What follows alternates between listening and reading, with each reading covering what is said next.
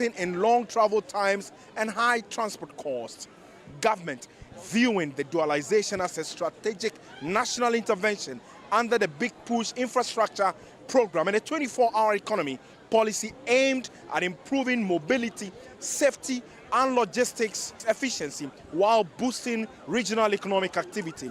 Roads Minister Kwame Govins-Agboje says government is intentional about local content in building roads while urging contractors to remain on site and build quality roads. Your Excellency, the contractors that have been selected to do this project have also been taken through good orientation.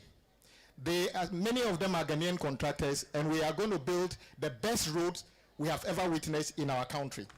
And we say to every contractor who is participating, no one is compelling you to be part of the Big Push. However, if you decide to be part of the President Mahama's Big Push, you must be the best.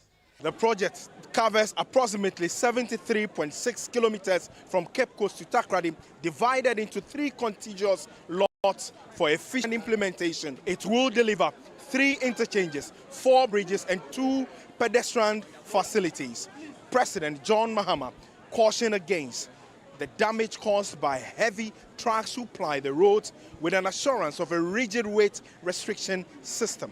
There are trucks in this country that load 120 tons when the maximum load is supposed to be 50 tons. There is no road you can construct that will stand 20 tons per truck. And so I've told the roads minister, and it's going to be announced firmly in the budget, we'll consult the drivers union, the transporters, we must implement weight restrictions so that the roads that we build can last. Breaking the grounds, the president assured there will be no delay in the 24-month work duration period. Komla Kluche, TV3 News, Shama. Still in the Western region, President John Dramani Mahama has assured residents that the Western Regional Hospital will be completed within the next 18 months. The project, which is 25% complete, was halted due to the debt restructuring program after being initiated by the previous government. And the president views this as a responsibility passed on to him and has pledged to complete it along with other stalled projects. Rama Smith has more in this report.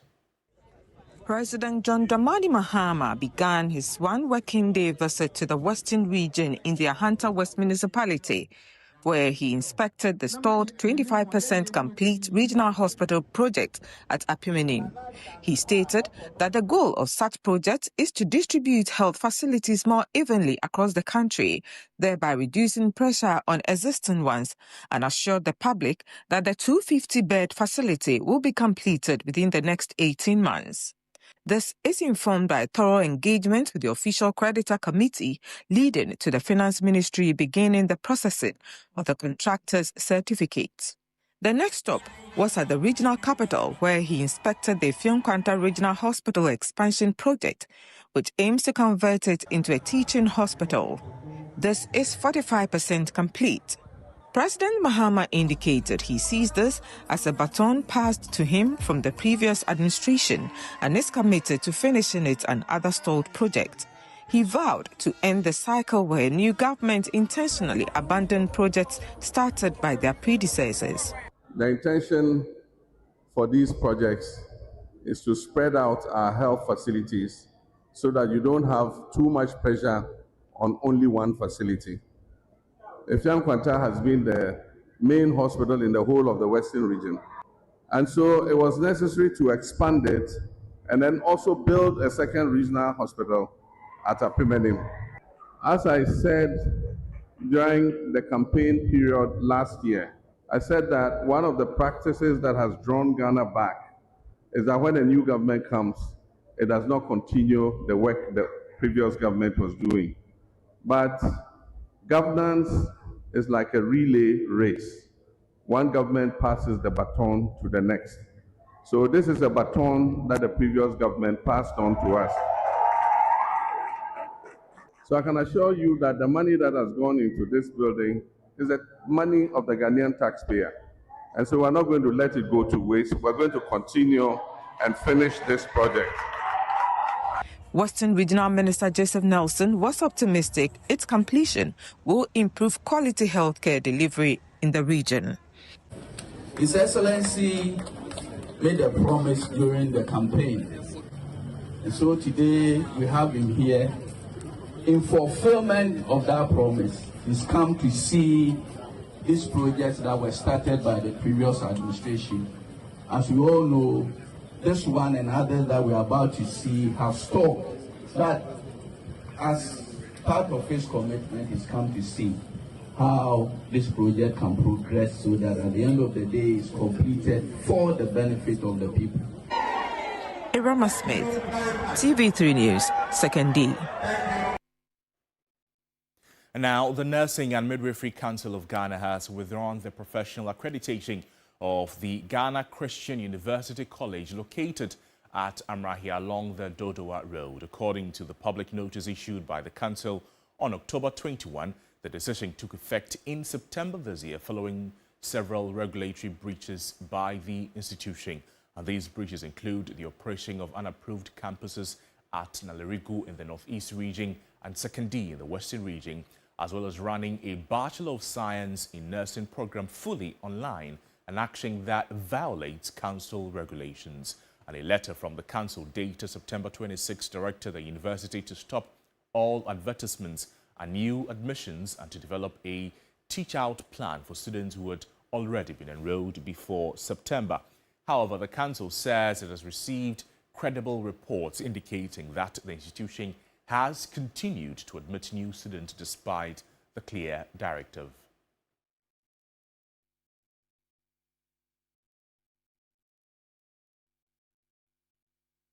Now let's take you to Golimpe because Golimpe Township and its surrounding areas located within the Kintampo North Municipality of the Bono East region are now under a mandatory curfew.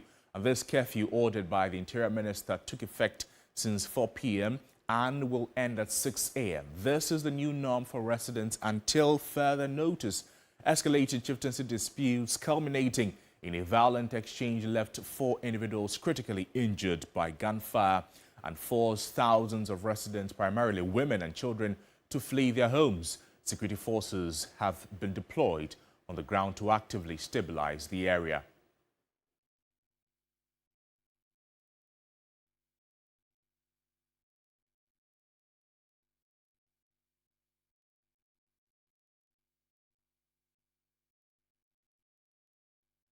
And back here in the capital, the Accra Metropolitan Assembly has removed some traders from the Central Business District for putting up shops on fire hydrants at June 4 near Cantamanto. Now, the Assembly's action follows an early morning fire outbreak that destroyed about 15 second-hand clothing shops on Tuesday. Stanley Nibleu has more in this report. In the latest incident, personnel from the Ghana National Fire Service responded promptly and managed to confine the blaze around 4 a.m. after deploying more than 8 fire tenders. Despite efforts from the fire service, several shops and warehouses collapsed under the intensity of the fire. These buildings have a lot of fire load in them. The used clothing are heaped to the ceiling. So when they are burning and there's excessive heat, the signs of collapse of every building is what you are seeing. There will be cracks all over the building, which are signs that the building is about to collapse. So it is excessive heat that has created what you are seeing. One fire officer passed out from smoke inhalation. No, we had one fire officer who had a lot of smoke inhalation and went unconscious, and he was rushed by the ambulance service to the clinic, and as we speak, he's responding to treatment. Firefighting efforts were further hampered by limited access to the fire's base and a prying crowd. Ghana Water Limited has 2 fire hydrants within this enclave. Both were inaccessible as some traders had constructed container shops over them. The situation angered the mayor of Accra, who then ordered the removal of nearly a dozen traders and illegal structures over the hydrants. We are ensuring that structures on the fire hydrants are cleared. Mayor has directed. So as you can see, that is what is happening. There is one here, so we've asked them to move their wares from the shop so that we will be able to identify the fire hydrants. For some, the aftermath of the fire presented an opportunity to scavenge for metal scraps and salvage clothing from the debris. Nonetheless, a substantial quantity of bales of second-hand cloths were retrieved by the firefighting team. Stanley Newday, TV3 News, Accra.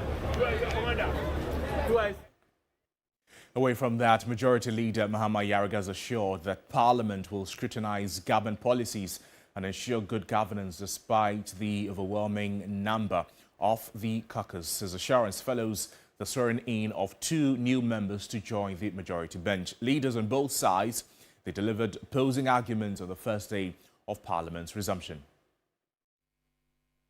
The sitting started with the swearing-in of 2 new members to join the majority bench. That is, the Member of Parliament for Akwetia, Bernard Bediakon, as well as the MP for Tamale Central, Professor Alidu Seidu Mahama. The House then observed a moment of silence for the helicopter crash victims. May their souls and the souls of all the faithfully departed rest in perfect peace. Amen. The Minority Leader Alexander Afenyomakin urged government to walk the talk in its implementation of the 24-hour economy. While recent indicators show modest macroeconomic gains, these are yet to bring real relief to the ordinary citizen. The truth is, stabilization means little if the youth remain unemployed and families still struggle with the cost of living. Enough of the rhetorics. The 24-hour economy must not be an empty talk. Minority registers its unequivocal objection to the removal of the Chief Justice, Mrs. Gertrude Araba Esaba Saki Tokonu. We believe the process lacked transparency, violated constitutional principles, and set a dangerous precedent for judicial interference. Then you had the so far so excellent choruses sung by the Majority Leader, who deems government performance over the period incredibly well. The NPP, which previously had a micro minority of 88, has had its number shrink further to 87. Mr. Speaker, I believe they are no longer a micro minority, but a minuscule minority. I'm proud to say that so far, so excellent. The energy sector is doing very well, and electricity has remained on and powering growth. So far, so excellent. The economy is rebounding, and Ghana once again is gaining economic respectability globally. So far, so excellent. Our schools are functioning well, and free SHS is well funded, and we have not experienced any disruption of schools or school calendar in our constituencies. So far, so excellent. Meanwhile, some 10 members of parliament, led by John Ntim Forjo and Samuel Nate George, have reintroduced the Proper Human Sexual Right and Family Values Bill, also known as the Anti-LGBTQ Bill. It is expected that the presentation and the first reading of this bill would be done and then appropriately forwarded to the relevant committee to be considered. Though we are 87, we assure the people of Ghana that we are firm in our conviction and will be able to hold this supermajority to account. We don't believe in numbers, we believe in substance, and will confront you with substance. We believe in that same dream that come 2028, the minority will be the majority. I want to assure Ghanaians that the overwhelming NDC majority will not treat our counterparts in the executive with kid gloves. We will continue to demand performance and delivery of promises made in our manifesto. Bipartisanship shall be our hallmark, so we will tolerate our minuscule minority and heed sound and genuine criticism. Well, the Speaker of Parliament, Alban Gbagben, has referred the nomination of Paul Bafuboni as Chief Justice to the Appointments Committee for consideration. And this is coming despite a suit filed by the former Chief Justice Gertrude Tokunu asking the High Court to stop the nomination and vetting of Justice Bafuboni. The Appointments Committee, upon the Speaker's referral, would schedule a date to vet Justice Bafuboni.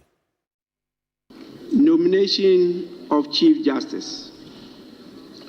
Following consultations with the Council of State, conveyed by its letter dated 14th October 2025, and in accordance with Article 144, Clause 1 of the 1992 Constitution of the Republic of Ghana, I have the honor to respectfully submit for the approval of Parliament the nomination of Justice Paul Bafuboni as Chief Justice of the Republic of Ghana. Justice Bafuboni has distinguished himself through unwavering integrity, sound judicial temperament, and a deep commitment to the rule of law. Attached are the nominees' curriculum vitae and supporting documents to facilitate the vetting process. I trust that Parliament will expedite the approval process in accordance with constitutional requirements. The nominee is accordingly referred to the Appointments Committee for consideration and report to the House. We trust that this will be done in accordance with the laws of this country. And at the end of the day, please, we'll give you ample time for us to assist His Excellency to make sure that the confidence in the arms of government are restored and enhanced. Now to the court. The trial of former Chief Executive of the Public Procurement Authority, Ajanim Boateng-Adjei, resumed at the High Court, with the prosecution led by the Office of the Special Prosecutor calling on their first witness, a senior legal officer at the Commission on Human Rights and Administrative Justice. The former PPA boss is facing 8 charges, including using public office for profit and influencing the procurement process to gain an unfair advantage. The prosecution's witness, Lambert Lagunia, a member of the investigation team that investigated matters of conflict of interest following the contract for sale documentary reports, submitted the 188-page final investigation report titled Decision to the court. Defense lawyers had raised issues with the authenticity and certification of the reports, which was signed by the Commissioner of Shraj, Joseph Withal. Now, but the objection was overruled and the documents admitted. The case has been adjourned to Tuesday for the continuation of the cross-examination.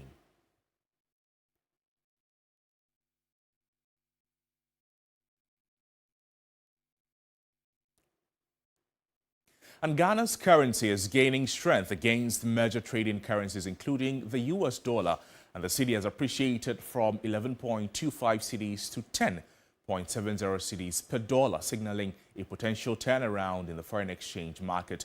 Economist Dr. Bogri warns, however, that without sustained stability, the country could find itself back at square one if volatility returns. The cedi has recovered largely after months of depreciation, which saw it breach the government's 12 Ghana cedi target on the interbank exchange market. This is after the Bank of Ghana injected more than $1 billion into the economy. During the first and second quarter of the year, the currency experienced sharp fluctuations. Bank of Ghana Governor Dr. Johnson Isiama says the central bank has taken steps to reduce market volatility and stabilize the currency. There were allegations about whether we were, intervening in the markets, but that was not exactly the case. One such measure involves channeling mining sector inflows through commercial banks to boost market liquidity. He explains that the Bank of Ghana intermediates a portion of gold proceeds, while the rest is directed into the country's reserves. Gold Board, which is a public institution, from March up to probably last week, They've brought in about $8 billion just with this, this short time, span. And that has supported us in terms of our reserves build-up. What we do is we intermediate what comes from their angle, and then the rest goes into our reserves. There's gold, but then there's also cocoa, then the remittances. We have other non-traditional exports as well. If we can increase the amount of processing that we can do there, that will reduce the vulnerabilities that we hold as a country. Economist Dr. Bugri believes that for Ghana to maintain a sustainable currency, the country must build a more nuanced economy. The focus should not be only gold. And one of the things that we should know is that gold, with time, should we experience volatility in the prices of gold, these gains that we are making in terms of the cedi appreciation, we are likely going to go back to square one. So one of the things that we can do to sustain it is that we should focus in growing other sectors. While the city continues to show resilience, experts agree that long-term stability will depend on consistent policy implementation. And that's how we wrap up on the morning news here on New Day on TV3. But there's always more news on our website, 3news.com. My name is Noble Crosby, and thank you so much for watching, and have a great morning.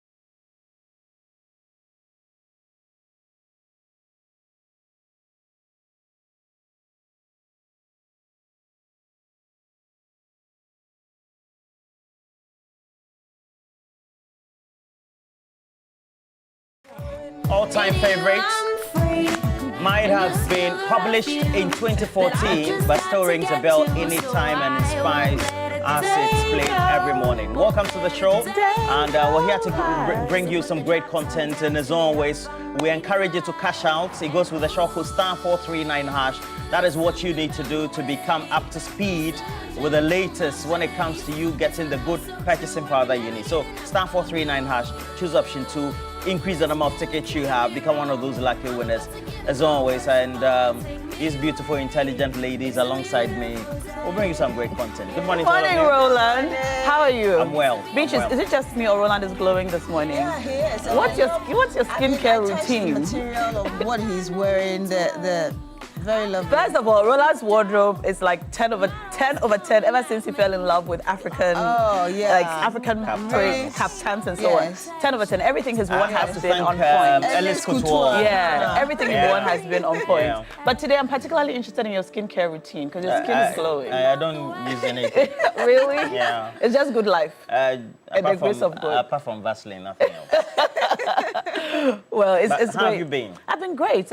Actually, yesterday Arsenal made me very happy. Yeah. Oh, yeah. Engineer Samacho will be happy as well. Engineer Samacho I'm a journal for life. Yeah. That means I understand pain and suffering. Thank you. Good morning. But are you an Arsenal fan? Yes. Oh, so that makes the three of us. Myself, Billy, Shen, and you. Oh, that's why Bill is winning awards. That's lovely. That makes sense. Right. Yeah. So I'm a very happy. I'm a very happy girl today. Arsenal fans. Yes. Including Engineer Samacho. I support. You guys have teams. so much patience. Arsenal, House of Oak, and Black Queens. Yeah, House of Oak also made you proud like 3 days ago, right? Yeah. And I'm looking forward to the super clash on the 9th of November against Kotoko. So we'll be at the Accra Sports Stadium. Okay. You know, you're invited, Roland. Thank you. But I'm a Kotoko fan, so I know that Kotoko is going to get ahead. You support the plantain team. I knew she was plantain team. It's the Apim people. That's very disrespectful. It's the Apim people. They say if you kill Kumasi and if we kill plantains, another 1,000 plantain will come. Anyway. If we kill 1,000, 1,000 more will come. When I hear Apim, all I think about is plantain and kontomire. But we're back. On top of it. We're happy to be here, and we welcome you to today's edition of TV3 Newday. Yesterday was a big news day. A lot happened. Parliament is back. There were lots of things that were tabled before the House. Some expected, some not so much. But one of the things that we probably should look at this morning is a speaker, Alban Babin, proposing that MPs go on annual leave. Because the workload of the members of Parliament prevents them from having sufficient time. The Speaker. The Speaker. Yeah. The Speaker is the one proposing that? Yeah, it was from the Speaker. They need to have what? Annual leave. Yeah. Because the workload prevents them from having sufficient family and rest. But they go on recess. He says that there's a misconception that the recess period is a period for rest, but it's not a period for rest because the lawmakers continue to work during the period of recess. I think that's when they go to the constituencies and they go to the funerals and the birthdays. That if you don't, you could, you know, that if you don't, it could affect your vote. Yeah, if you don't, they'll say back with Jimo. I'm a vote, I'm a humble. But I mean that's on the lighter notes. But you know, he makes a valid point. Even as people who get annual leave, we often complain about, you know, sufficient time to have mental breaks, time with family, when we also pursue so many other different things. Very relevant, yes. Yeah. So we need our lawmakers to be in good form, to be able to work for us. So they want to go on annual leave. Brilliant. And I don't know what you make of it. I don't think the MPs deserve annual leave. Deserve? Yeah, but that's my candid opinion. Because they go on, how many recesses in a year? But that's what we just explained. But the point is that they don't rest. Yeah. So can they candidly tell everybody else that during the period of recess, they use it basically to visit the constituency or do committee meetings or do visitations, etc. And besides, who uses the annual leave for rest? I mean, if you have 30 days, you don't go out chilling for one month. It's never going to. And then the duties and responsibilities that the Constitution enjoins on them to undertake for their constituents makes it very difficult for them to say that I'm going to leave of, let's say, a particular constituency, whether it's Tama West or Ashaiman or wherever, for a month. To go and, that's a valid point. And while that is important, the behavioral pattern of the voters also should be taken into consideration, because the needs of the voters or the general public that they represent is a constant thing. And so, well, you have recess. So you have to find the time in between those breaks to take your time off. And I don't think that if you're a very good MP and you don't appear in the constituency for 2 weeks, they'll complain. Yeah, if you're very good, if be in touch with you, stay in touch with you. If you are a very good MP, and we know some of them are very good MPs as well. Yeah. Of course, not everybody else in the constituency or the party will like you, because immediately you win the last primaries, and then you get to win the seat. I mean, another person, you have a contestant either in the same party who is willing to unseat you. Certainly. Yeah. Even the current MCs and MMDCs who have been put into position, they undertake actions or omissions that clearly indicate that they want to unseat their MPs. Yeah. Do you understand? Yeah. So what do you mean by you want to take, like, what type of break? 21-day leave. So I think the labor That's law, nice. the labor law allows us is 21-day leave. And so let's read exactly what the Speaker of Parliament said yesterday on the floor of Parliament. Let's take a look at exactly what he said. He said, "It's done all over the world. Members of Parliament have leave, so you can rest. Those of us who have sacrificed all these years, we know how our families have been destroyed. Let's think over it and at least get a few days to have some breathing space." That's what he said. What is few days? Well, he doesn't define few days, but I believe that they need some rest. The question is whether it's practical. Yeah. You know, but I think we can also there's the practicality of it. All of us agree here that they need rest.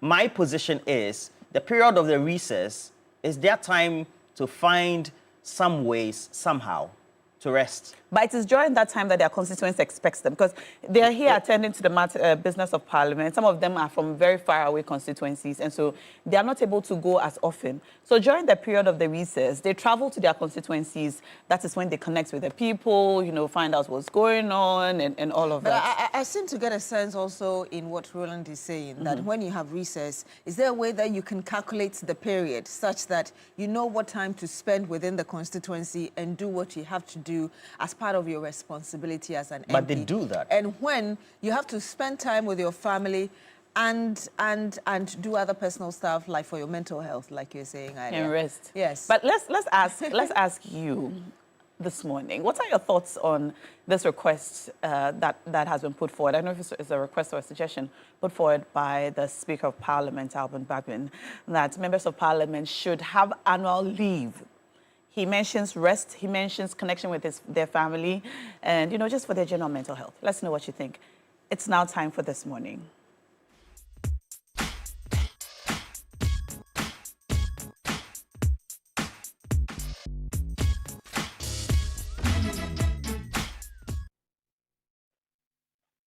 Hello, good morning. Hi, good morning to you, Joseph. Thank you so much for joining us. Tell us where you're calling us from and what you think about what we're discussing today. Yeah, good morning. I'm calling from Cape Coast. And regards to Roland, and you are doing a great job. Thank you, Joe. You know, our MPs is like the current speaker, but the topic on board, it's out of place. And he raised the same matter in 2022. And it's unfortunate after their research, he's raising the same matter today too. Look, even yesterday, look at the attendance. I'm a teacher. We usually say first day at school. And we have been caning children for not reporting even after vacation. Look at the attendance just yesterday. Where are our MPs? During the recess, even some of them were not seen at the conference. We are aware that other African parliament, Speaker himself has been elected, they go elsewhere around the world doing other work. Fine, they are being paid, they get allowances, etc. But the work we have been giving them to do for us, you could see that most of them, Roland, let us look at absenteeism reports by Odikru and other institutions that work over this matter. Our MPs are not at the workplace. They don't go to parliament. How many hours do they used to work? I mean, we are hearing they now go to parliament or sitting at 2 p.m. Look at the time they closed yesterday. I have been following parliamentary proceedings. And so if they are to report at 10 a.m., they should go to 10 and then maybe report at 6 or 4. Let's let them look at the hours. Yes, they do committee workers, etc. But for leave, this is out of place. I'm of the view that time has come in that we must give MP term of limit. That maybe you come for 3 times, you go, a different person comes, or something like that. Otherwise, the work we want them to do, honestly, citizens are not happy with the work. So leave is not what Speaker Bagbin, having been there from 93 to now, should be what he should be championing for MP. I think this is out of place. That's my view. Out of place. Thank you very much, Joseph, calling us from Cape Coast. So it looks like he agrees largely with the points Roland made earlier. Yes. Well, he makes some valid points, you know, attendance yesterday, and then the question is whether all of them go to their constituencies during the period of the recess. But I earlier when we started talking, I got a message. The person has deleted it. I saw your message before you deleted it. But he said that during sitting, a lot of them don't come. And I think it's similar to what this caller just said. What happened yesterday? And what do they do with that time if they claim they go to their constituencies during recess? Because we expect that if you are not in parliament, you're at your constituency. But we see them not attending for several days, and then they come and then they claim that they're tired. And remember that incident when some 3 MPs were even they dragged them before the Privileges Committee for absenting themselves without the Speaker's permission for the period that, you know, ideally they should have sought permission for, and it became a whole conversation. Well, we're considering the workload of parliamentarians. We're also considering the expectations of their constituents and their responsibilities to the House. So, should MPs get annual leave as proposed by the Speaker? What are your thoughts? Eric has just joined us. Hello, Eric. Hello. Hello, Erickson. Yes, good morning. Good morning. Welcome to the show. What are your thoughts? First and foremost, let me say good morning to my senior brother, Roland, and to your very good self and that of Madam Beatrice. With the proposal from the Speaker, unfortunately, he is my senior brother, he's my senior father, but on this very matter, I disagree vehemently with Mr. Speaker on this proposal. Because MPs go on recess, and sometimes when they go on recess, they spend about close to 2 months, sometimes 3 months. And so this proposal to have a leave, with due respect to Mr. Speaker, Ghanaians, we can't grant them. Because we don't really see the need to have a leave in addition to that of recess. So if they are going to have a leave, will they cancel the recess? Will they do that?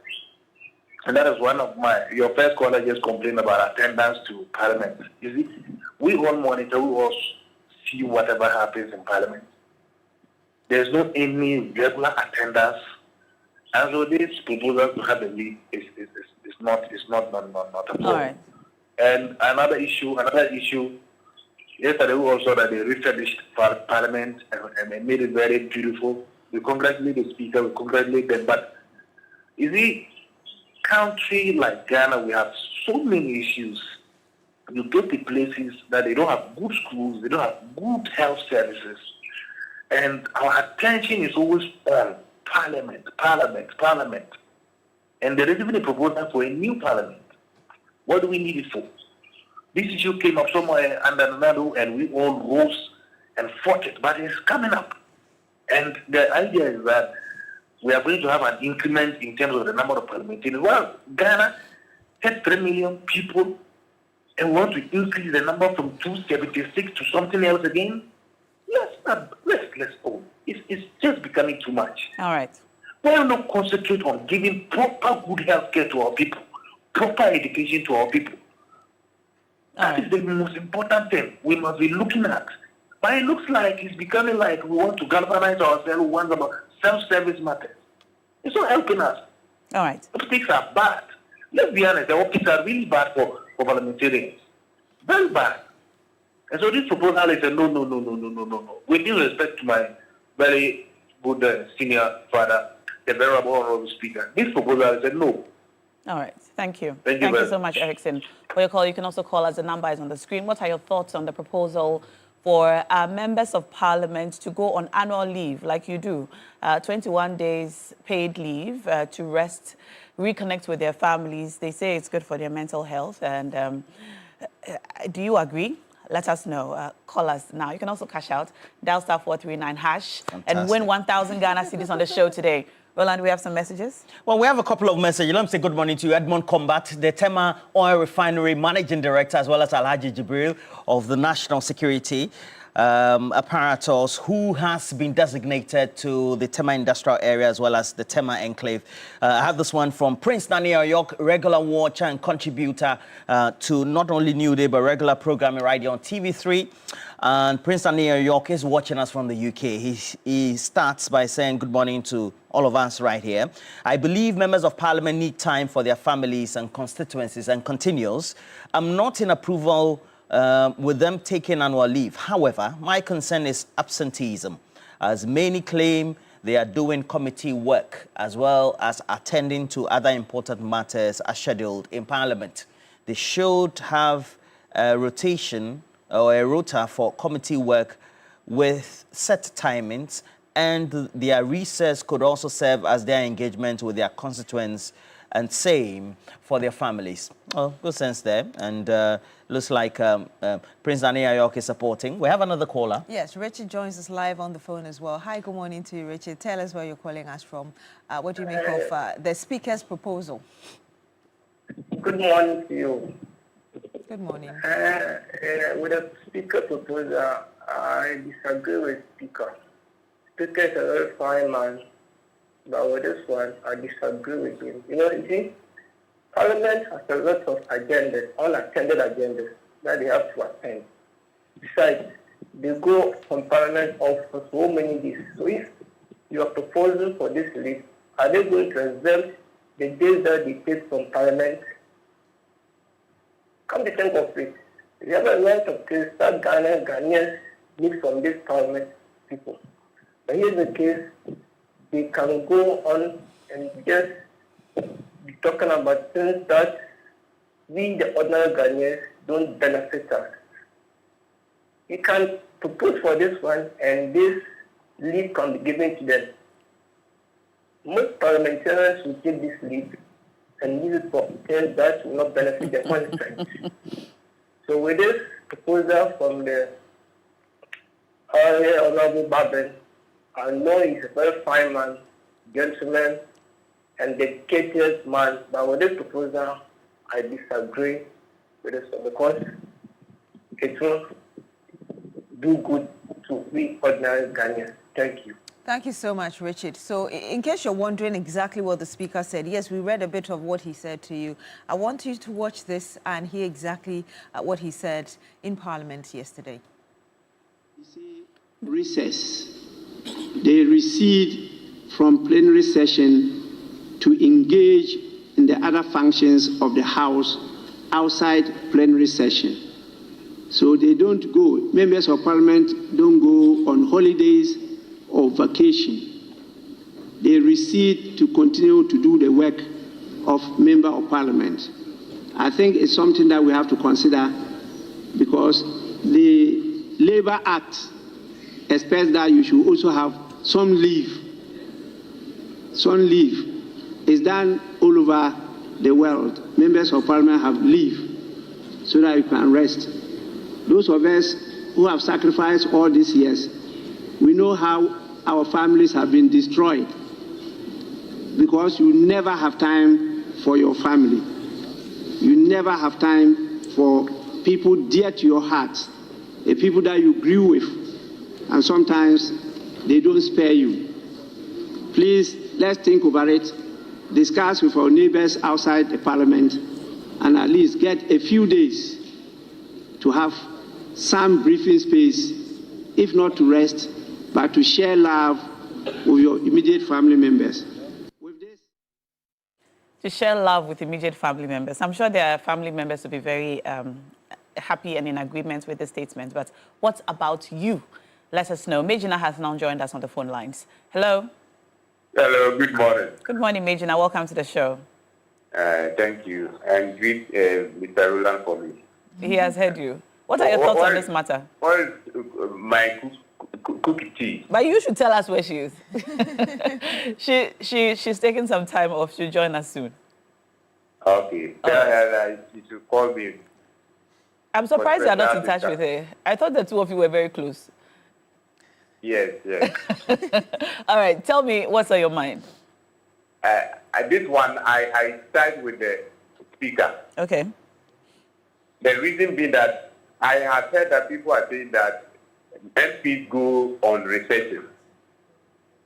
They are researching, they use it for the national duty. Okay. Even weekends, MPs sometimes are called emergency to attend to emergency meetings, to work for the nation. The fact that I am MP doesn't mean that I don't have right to live with my family. I have never tested to become an MP before, but I have been seeing how the trauma that they go through. Trauma? So let us not... What kind of trauma are you talking about? The trauma is that the pressure that they receive from the constituents is very huge. Pressure, okay. 2, they don't have ample time to live with their family. Supposing I am an MP from Sunyani East, from Brikum, from Doma, from Walewale, from Zabuduku Kasali, my hometown. And the fact that I become an MP doesn't mean that I should move my family to Accra.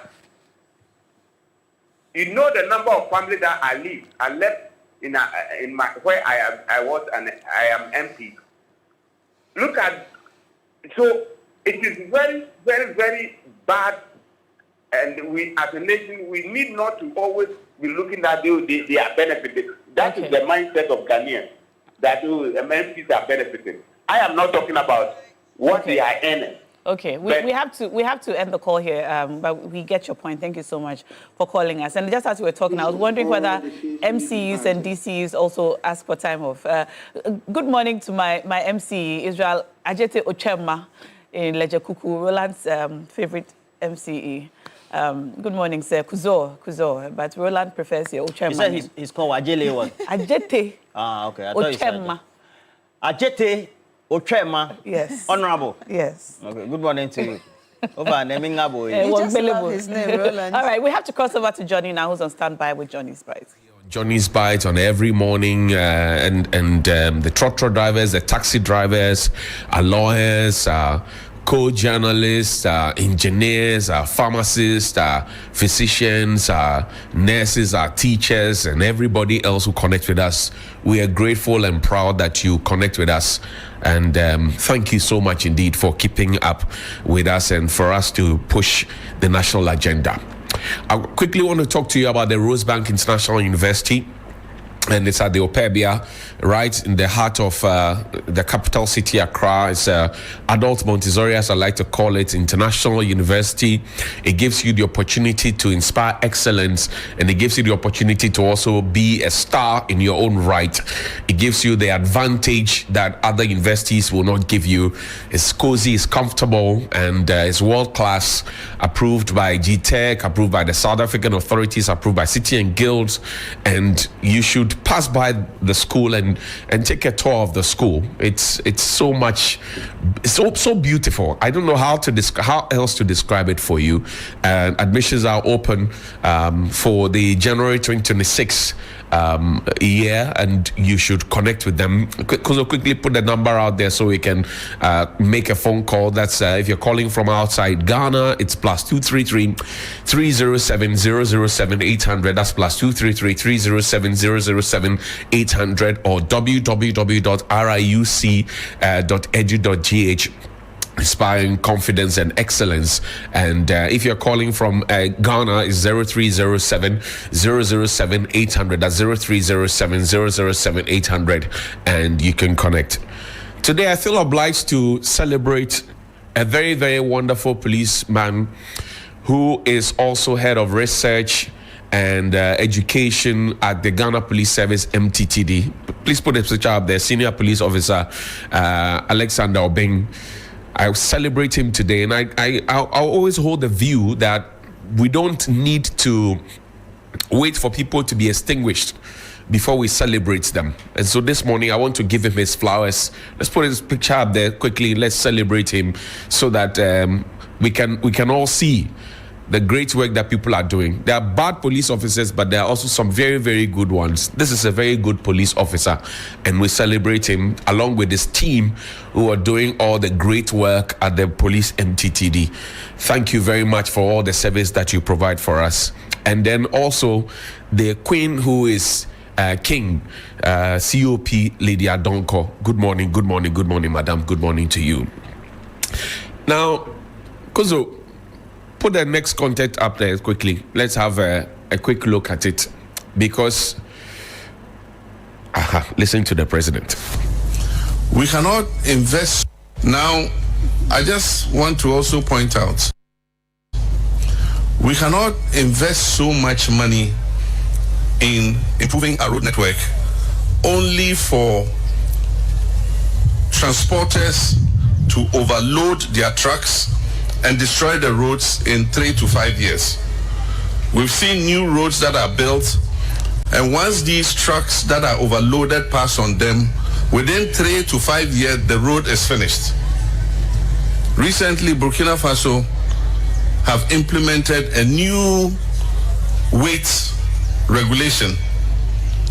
And so your trailer must not be longer than a certain length. It must not be wider than a certain length. And you know what is happening?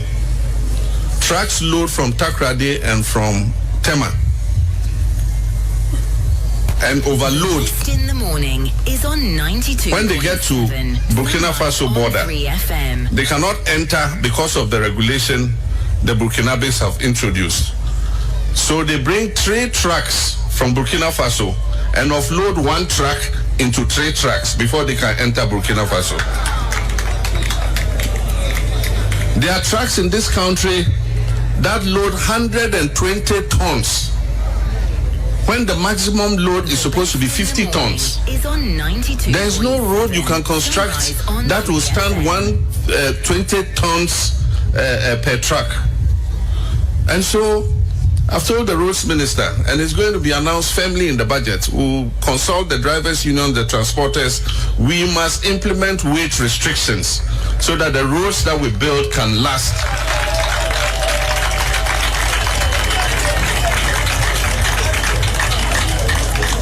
And so next year we're going to introduce strict weight limitations so that these investments that we're making in our road sector would last for a lifetime.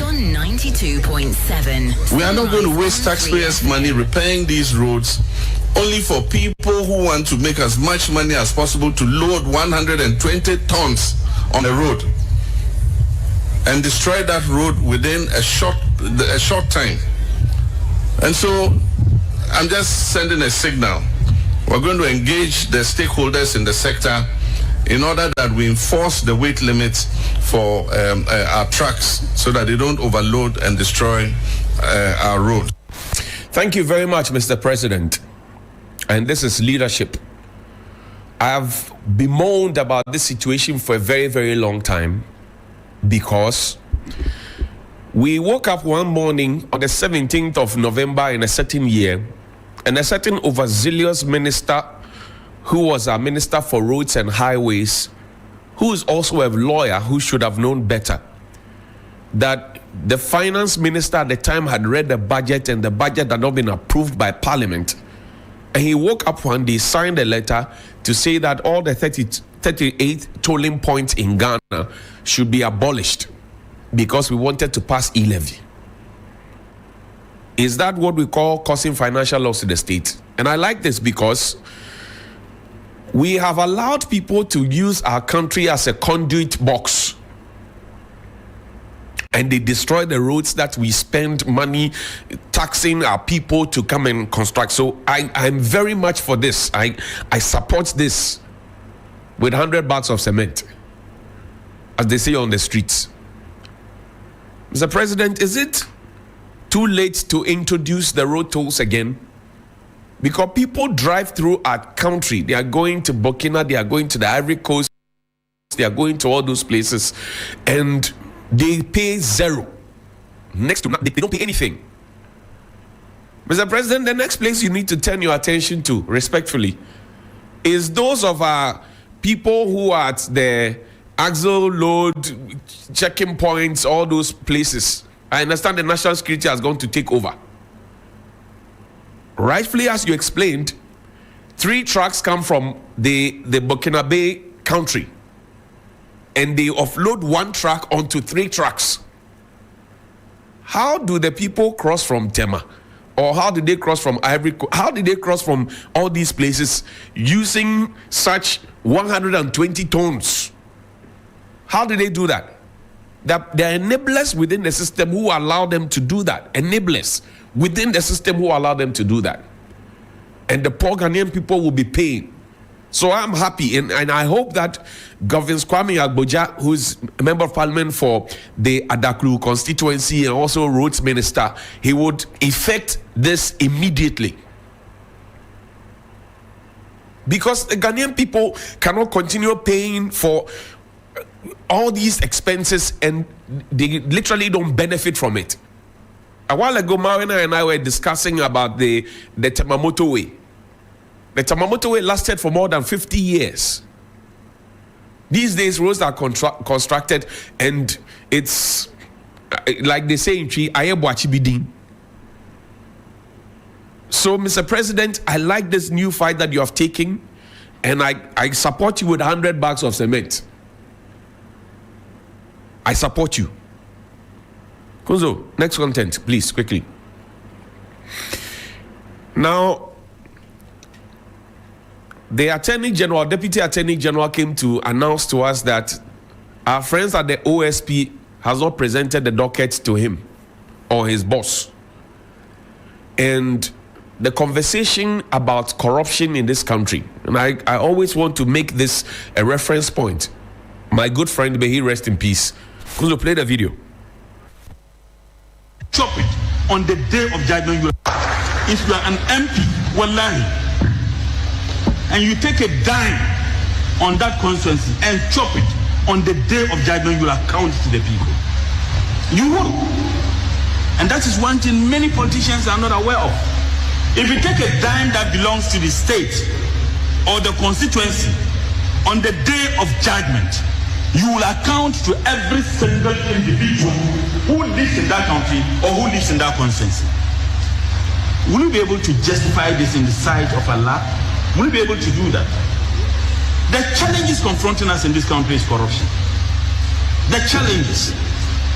I'm not a saint, but at least you do your possible best to avoid it. I don't have money. What I have, what I get is my salary.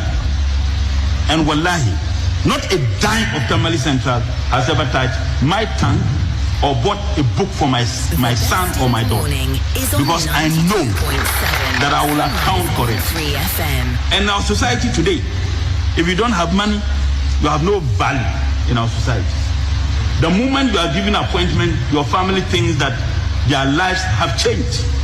The moment you have a small opportunity, people think that you must provide. If you don't have, they disrespect you. And that has pushed several politicians to engage in corruption. That pushes people. And I am particularly worried. I am worried for myself as a Muslim. And I'm worried because which have I spent that I didn't need to spend? Which have I spent inadvertently or unknowingly that I shall account for it? That should be a profound worry. That should be a worry to everybody. But we don't seem to care. They don't respect you. Even your colleagues won't value you because they think that you don't have the money they have in this country. There are politicians who could not even rent a room. And then they are busy putting up skyscrapers. Haven't they been told about the death of other politicians? Haven't they been told that there are politicians who had it all and they are no more? That is something that is profound heavy on me. Don't get me wrong. I'm not trying to play saint. Wallahi, Allah will bear me witness. Whatever I say genuinely. How would you be a leader? President Rawlings had unlimited power. He's gone. President Kufuor came, had power. He's gone. President Mills came, unfortunately by Allah's will, He's gone. President Mahama came, he's gone. Dr. Baumia came, he's going in 2024. Everybody will go. These are very profound words. And if we will all be guided by these things and be honest with ourselves, we will find space and time to expose those who fleece the nation. A good man is gone, but his words live forever. This morning, you know that you have gone past the age of retirement. And very soon, I'll start showing the photos again. Because some of you, actually somebody, audit service somewhere in the Ashanti region, a Fija district, you have gone to swear an affidavit to change your date of birth. A senior government official called you and you told the person it is complicated. What is complicated about your age? And I will expose you. Because you are the people making the system too difficult. So you will be exposed.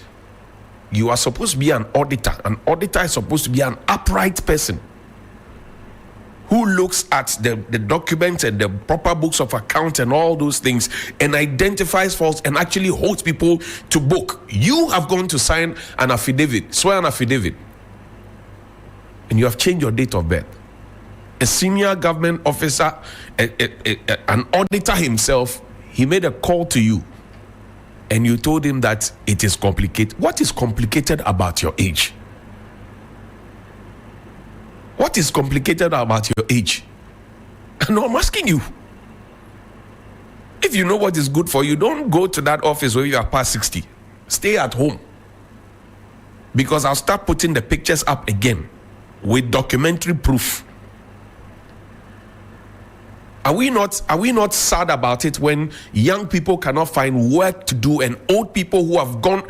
I'm not anti-age, I keep saying it. I don't care if you are a consultant, but to be running day-to-day affairs of a state institution and be telling us that your age is a complicated matter. No. Your age cannot be a complicated issue. Why would you even go to the extent of swearing an affidavit to lie about your age? Why would you do that? As a senior, why would you do that? Why would you do that? Why did you do that? Why did you do that? Why? What example are you leaving for the younger ones like us to be learning? What kind of example is that? What kind of example is that? Why? Why did you do that? Why did you do that? Please call me 055-924-2717 and 055-691-0154. He ends the sermon. Good morning. Hello. Good morning. Yeah, good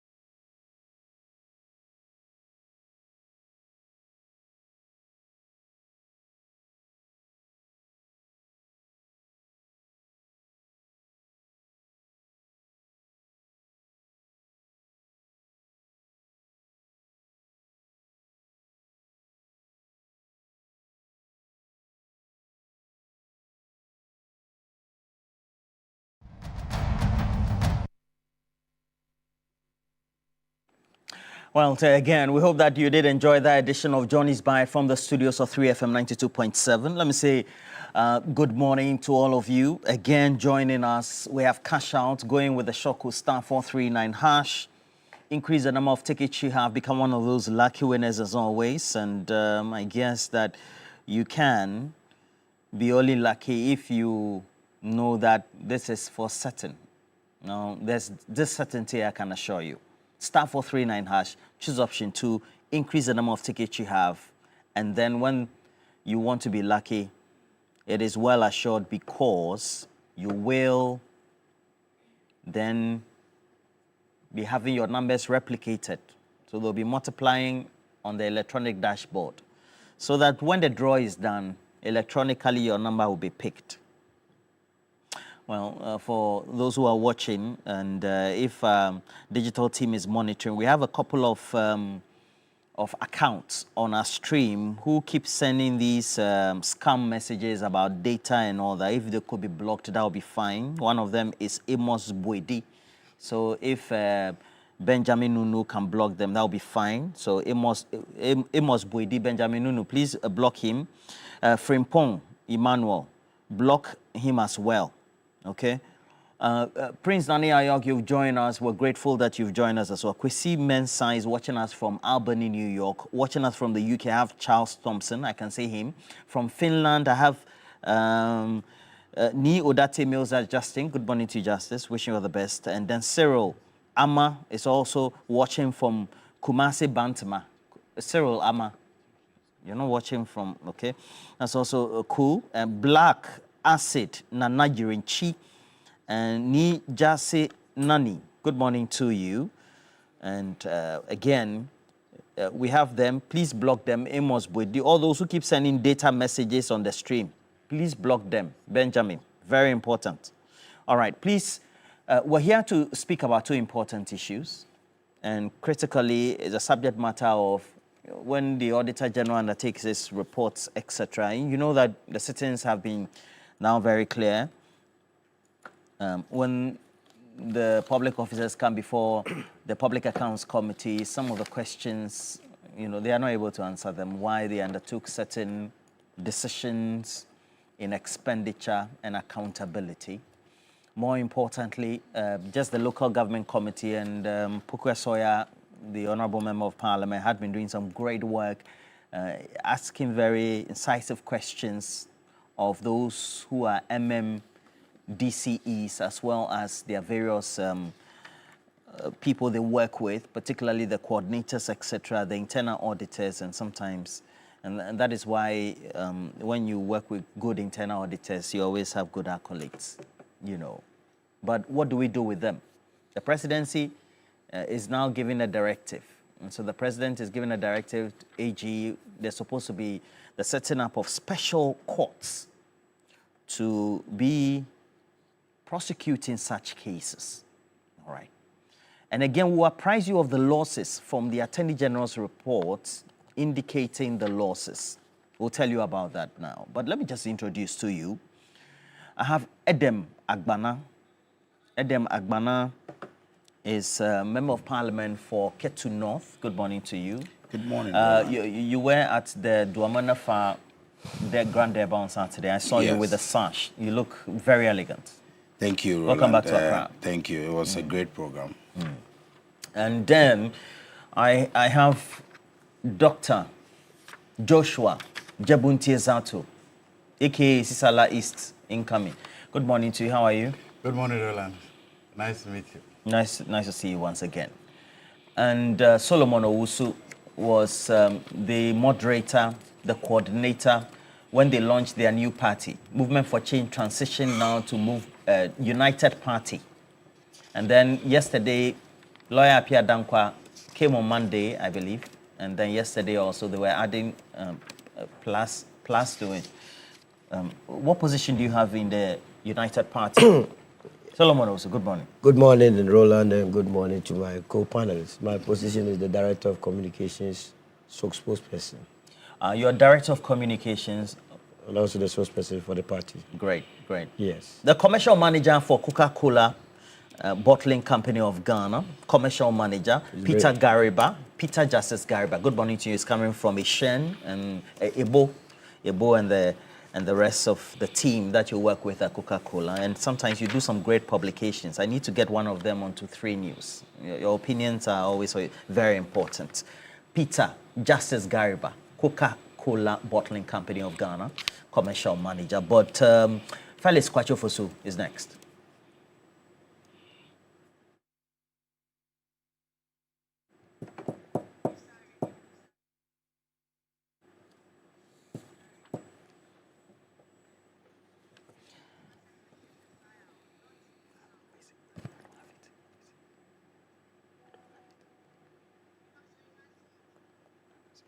Well, the president met with the Chief Justice, the Attorney General, and then also the Auditor General, according to the statement, and subsequently the decision to set up the special courts based on the statements issued by the presidency, so to speak.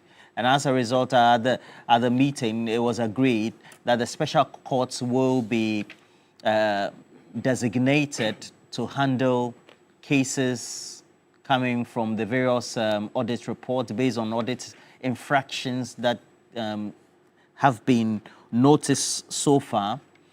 And we know what the numbers are.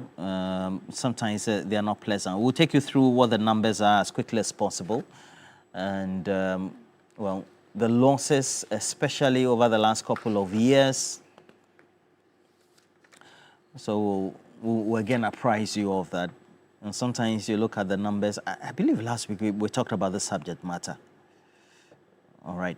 Okay. And then, so if you look at the numbers, they're just quite brazenly difficult to even fathom, so to speak, when it comes to the losses. And we have, in just the last year, we had a number of losses that were recorded, so to speak. Importantly also, you have the Auditor General raising concerns about how they are not able to recover those amounts of money. And so we'll just take you through. And so the summary of the irregularities, okay, from 2020 to 24. But more importantly, from what we indicated the last week, recoverable and administrative irregularities from 2018, 3 billion, and then subsequently 5 billion in 2019, 12 billion in 2020, 2021, 17 billion, 15 billion 2022, and the last year 18 billion. Adam, the question is special courts to do the trick or not to do the trick?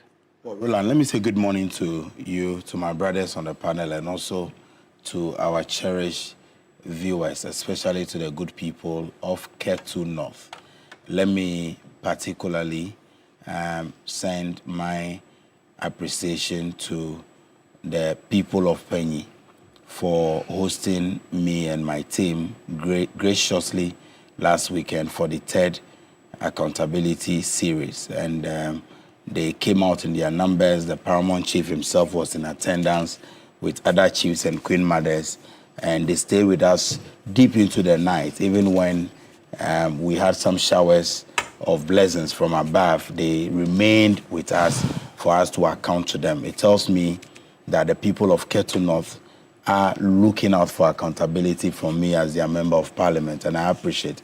And also to say that, Roland, this weekend we will be celebrating Deza, and the people of Joje have actually started it's a week-long activity, but the Grand Deba is on Saturday, so I'll be joining the Paramount Chief, Togbi Joku, and all the other chiefs and queen mothers to celebrate Deza. We are inviting you to come and experience Deza, and ahead of that, we've already shared some seedlings, oil palm seedlings, to farmers who requested that through my office. Also to say in my opening remarks that this weekend we'll be crowning Mauli's 75th anniversary, and I want to invite Solomon and Dr. Zato to Mauli School. That's the best secondary school in Ghana, and we are celebrating our 75th anniversary. That is not up for debate. So, Dr. Zato, the mysterious looks that you are giving me already, don't debate that.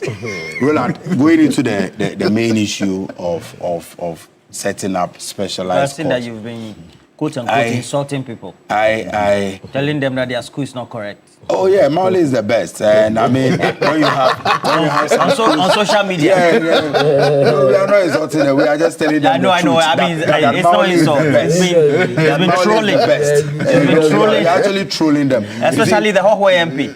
Oh, Efo Walanyo. In fact, yesterday Efo came begging us for a visa to attend our. That he went to HEPS. He said he went to HEPS.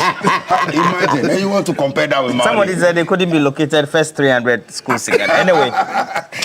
Let's go on. But Roland, I am a member of the Public Accounts Committee of Parliament, and our committee deals with the Auditor General's report. Roland, when you come to my office, I have about 15 very voluminous books, and these are just the reports for the year 2024 that we are currently dealing with as a committee. Every state institution, ministries, departments, all of these things are captured. And Roland, when you go into the details, you would weep for this country, because the level of infraction, the misappropriation, procurement violations, and abuse of public funds across all levels, across departments, across agencies, it breaks your heart. And Roland, some of the violations are so reckless that one would want to demand instant justice if this were part of our laws. Because for some of them, even without any legal background or without taking the person through any legal process, you would conclude by what you have seen in the audit report. Let me give you an example. When we were considering the report for Ministry of Communication, Sam George's place? Sam George's ministry, okay. But at the time he wasn't the minister, because we are considering the 2024 reports now. Yeah. And I have copies of the report here. Roland, there was a company called Smart Infraco. Absolutely. This company was contracted by government to do some work, some revenue mobilization. The company did not, or they failed to pay government about $6 million that was due us. Yeah. But that same company was awarded another contract, and government rather paid them for no work done, in addition to what they failed to account for. So you look at this level of misappropriation, abuse of public funds. As a committee, when we go into the issues, and let me explain how Public Accounts Committee works. When we invite those responsible for these infractions and we question them, after that, we present our reports to Parliament. When Parliament adopts the report is then sent to the Attorney General, and they begin the criminal prosecution. Roland, when you go to our courts, the truth is that there are several cases of financial malfeasance before our courts, but the processes are simply too slow. They are slow. So what we have done as a committee is that in some instances, we've been able to get people to pay back, so at least we recover. So I recall there was a particular incident where a gentleman who worked with the Foreign Affairs Ministry worked with one of the embassies, withdrew monies meant for the embassy. Diverted. He diverted. I mean, he took the money, he spent it, he admitted, when they appeared, he was asked to pay, and so he has been giving time and he's been paying. But beyond that, and so we've done a lot of recoveries. There were people who were being paid even after they left the service. There were some teachers who left or abandoned posts 24 months, 36 months, and yet somebody sat and was still validating them. I sat here. And the money was going where? What? Into other people's pockets. So you can't just say. Recently, there was one where the person died. The person died. The department, and that's where you heard my ranking, the Honorable Atamils, asked whether or not the heads did not attend the funeral of the person. So your staff died, the heads attended the funeral, and yet at the end of every month, somebody was able to validate for those people to be paid, or for that person to be paid. Posthumous salaries. For several months. So the question is, who is receiving the money? And it happens. I recently sat here and I said, even in my constituency, a secondary school, somebody had left post as headmaster. And for several months, he was still being paid. He was still being validated. Who was collecting the money? I personally walked into the Director General of the Ghana Education Service, GS office, and I told him that, but why are you people behaving this way? And calls were being made. And so the question is, who was responsible for the validation? And how do you validate somebody who had abandoned posts? And these things are happening across every sector. And so the corruption that we abhor, the corruption that we talk about, has become a culture across all levels in most of these institutions. And so I am happy that President Mahama is interested in having specialized court. Because you see, this case is, when you are dealing with financial crime, it demands a certain level of meticulousness. It demands a certain level of forensic accuracy, because you would want to get into the details and make sure that everybody who is responsible is punished. And so when you go to court today and the case is adjourned, sometimes 2-3 months later, they come back, they demand for one document. Before you realize, people walk away with their, and you know, the law, I mean, the law of natural justice, you have to give hearing to the people. So even where the person admits that, yes, indeed, I have taken this, or this happened under my watch, you still have to take the person through the legal processes. So I am happy that we'll have specialized courts. What this will do is that you have courts that will fast track the prosecutions, because public interest eventually dies when, after several months or years, they are not hearing anything about the issues any longer. Look, the people of Ghana, as much as they voted for bread and butter, they are also interested in ensuring that those who looted state funds, those who stole from the state public resources, they must be punished. And if you have these specialized courts, it will help in getting us to fast track the processes and get those who were responsible for the looting, those who were responsible for the mismanagement, the misappropriation, the gross and plain stealing from us as taxpayers. Those people must be punished. The fast track court, for me, is the way to go.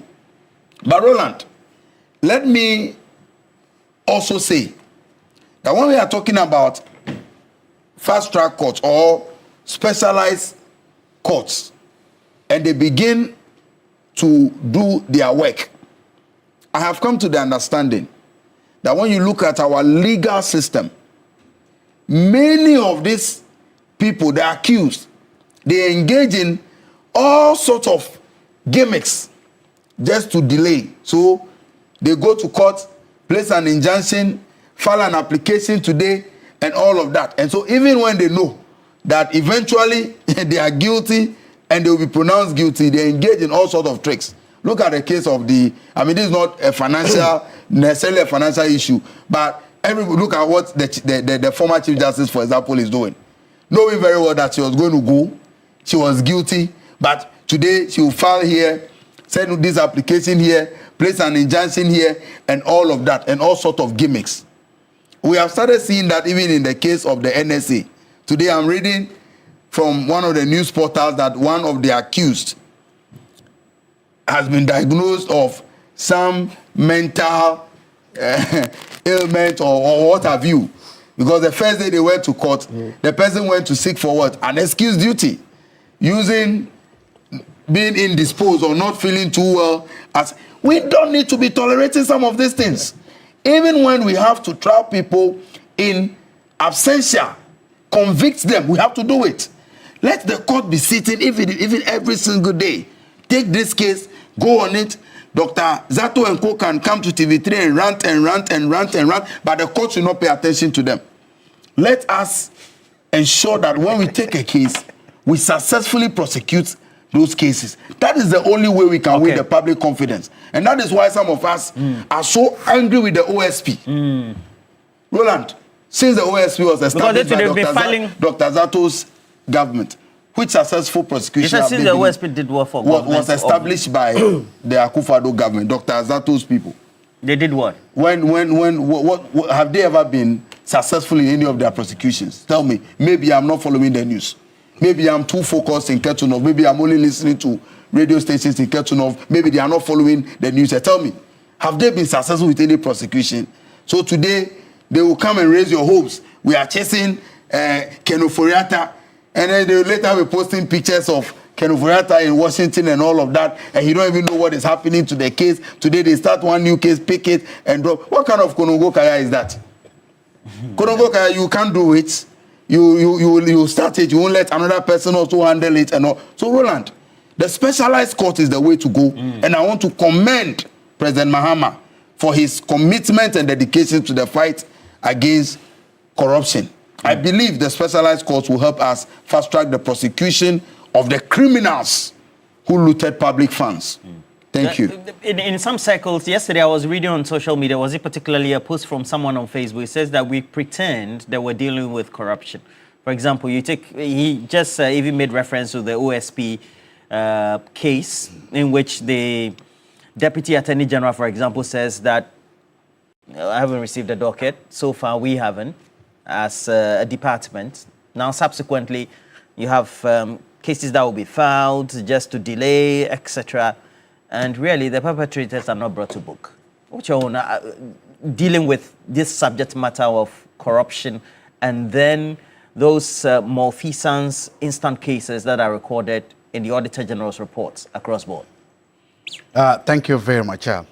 Let me start by saying good morning to you, Professor Michael Kwesi-White. You are the new boss of SIGA, State Interest and Governance Accountability. And this he's new, he's been there for a long time. For a while. Why are you now greeting him? Maybe he's coming to him, I'm sure. Please don't attack Dr. Zato. Please go ahead. Thank you. I know your hands are full, and this directly falls to what you should want to do and you should be doing. I wish you I wish you all the best. And I know that if there's anybody who can help to get this SOE sector cleaned, and then you have what it takes. So just know that there are people out here who are cheering for you to succeed, and I know you will succeed. I also want to state that this idea by the president to establish this specialized course is one of the smartest decisions the president has taken to combat corruption in the public sector. It's a smart decision, it's a good decision, and it's a decision whose time has come. So I want to applaud His Excellency the President of the Republic of Ghana for this move and for this initiative. It's a great idea. Because if you look at this country, our corruption architecture or infrastructure is divided into two. There is that corruption which we associate or we give to what? Politicians. Edem Gbana and his people. And then there's that corruption which we give to what? Public servants. I don't understand. Edem Gbana, but you're also a politician as well. So. He's an MP, sitting MP. Okay. He knows, even he has not protested. I'm not protesting. Because I will do that in myself. I'm saying politicians. I said politicians. Okay, let me say active politicians. Okay, so you're saying politicians and politicians, then public when it servants. comes to corruption, politicians are treated differently from public servants. Like in Ofori-Atta, the way we're treating. Exactly. When the corruption or alleged acts of corruptions involves a politician's we raise it high. We maximize it. We exploit it. We go every extent to talk about it and to try to bring that person to justice. As the Salih would say, we literally stand on the rooftops and we announce it. We talk about it. It is because we hope to achieve a certain political objective by that. So for instance, if the person is in office, if the person is removed, somebody will benefit from it. If the person is not in office, then that political party gets the name as being corrupt. So we hope to get another one. The opposition or the government in power hopes to get some political patronage from that particular aspect. So once the corruption involves a public official, a government appointee, we raise it. But when it comes to corruption involving workers or ordinary public servants in the state-owned enterprises and the ministries, we tend not to treat it as the same way as we treat those in the public sector. And that is why you've seen these gargantuan amounts of money, these things going waste. And that's why you've seen that over the years, we've come to treat this, especially the Public Accounts Committee, as a football match. We use it as a blame game, and then nothing happens. So that's what I'm saying, that we need as a country, in fact, sometimes our culture and our utterances seems to what? Legitimize the stealing of public servants. Everybody they chop from in workplace. We see that. Sometimes you can even help somebody get a job. And the person says, oh, I want to be posted here. I'm like, why? Oh, here you can get something to chop. Like, but wherever you go, you get your salary. Like those instances, sometimes you even regret trying to help somebody get a job because after the person has got the job, the biggest test becomes where the person wants to post it to, where the persons want to be. So we've come to general, even national service personnel. You still tell you, oh, they want to go somewhere where they can get something to chop. When we all know what your allowances and that things to be. So over the years we've done this. So if we have come with a system, the question is, how did we get here? And sometimes I wonder, how come some of these major financial malfeasances to come? One, there are reasons. One of them is the late appointments of what I call boards of directors. As we speak, there are CEOs that have been working for about 10 months. They don't have board of directors. They don't have. So by the time the board comes, literally what they are left with is to approve things that the CEO has, because the CEOs are working, the director generals are working.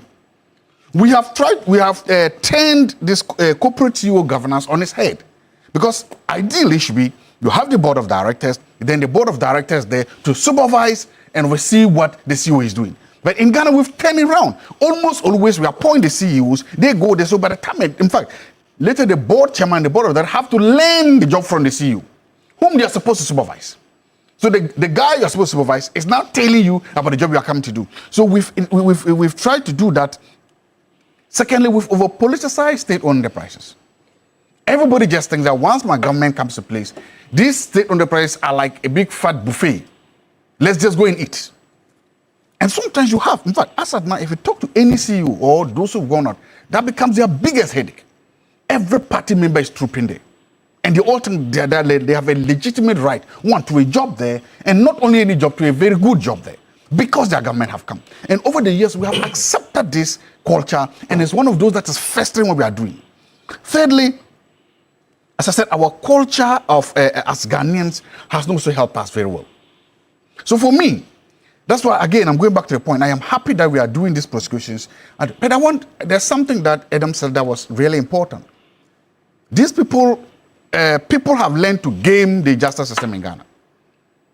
You mean they found a way around of gaming it? So as I said, you can delay it, hoping that your government will come into power and issue $7 prosecutes. Okay. Reward you when you go and sit down. We've seen that happen. And I'm happy you give the examples. I'm just do you think the same thing that's happening in the OSP Kenuforiata case? Because they've been filing. Exactly. I'm saying the whole criminal justice system, people have. So the Kenuforiata one is an instance. The whole criminal justice system, people have found a way to game the system. And they game it hoping for two things to happen. One, either this government goes out, my party comes, give me another prosecute. And we've seen that. We've seen that people, those who have gamed the system, have benefited. We've seen that. And so nothing prevents others from trying to play a similar trick. You say game, eh? Yeah, they game the system by saying that, look, okay, let's do this, let's delay until one day this party goes, then we can come and say it was political witch hunt, and if we have friends, they'll give us 60-40 and we'll leave. So that's one. So that's why, again, I'm happy that these courts are there. Two, I want to appeal to the AG and the government, precisely because of this gaming system. They should also look for a way of retrieval. We've tried name and shame on Public Accounts Committee, doesn't work. We've tried, what was this that Leve was doing, surcharging, that's not work. For me, the government should prepare for a deal. You are a chief director, you are accused of wasting 2 million cedis. The government should outright, and sometimes because we hide this things or we don't make them public, then people think that we are doing this. As part of the legal process, the government can come out right. We will take the money back with, let's say, 20% interest for anybody. Bring all the money you are, so if it's 1 million cedis, bring that money, 1 million cedis, with 20% interest outright. Then, as a punitive measure, we will reduce your rank by 2 or 3.